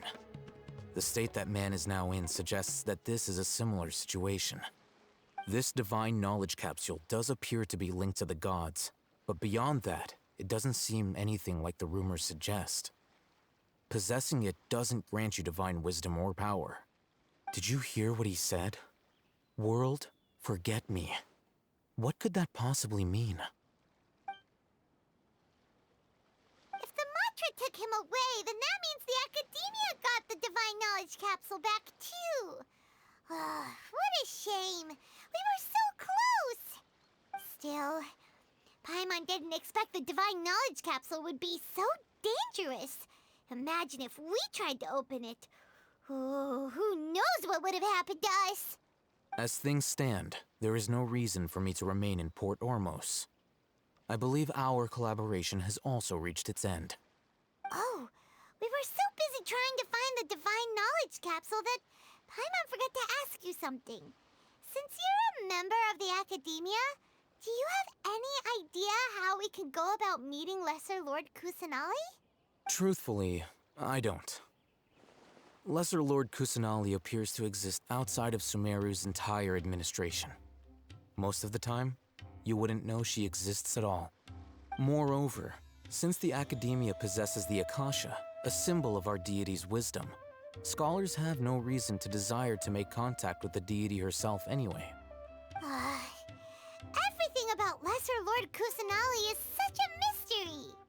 I'm heading back to the Academia. How about you two?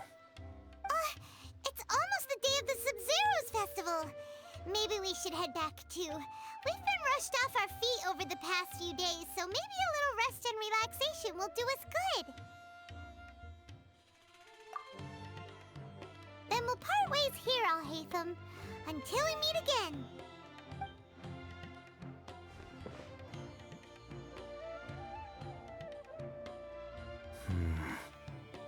Now, do I deal with this thing first?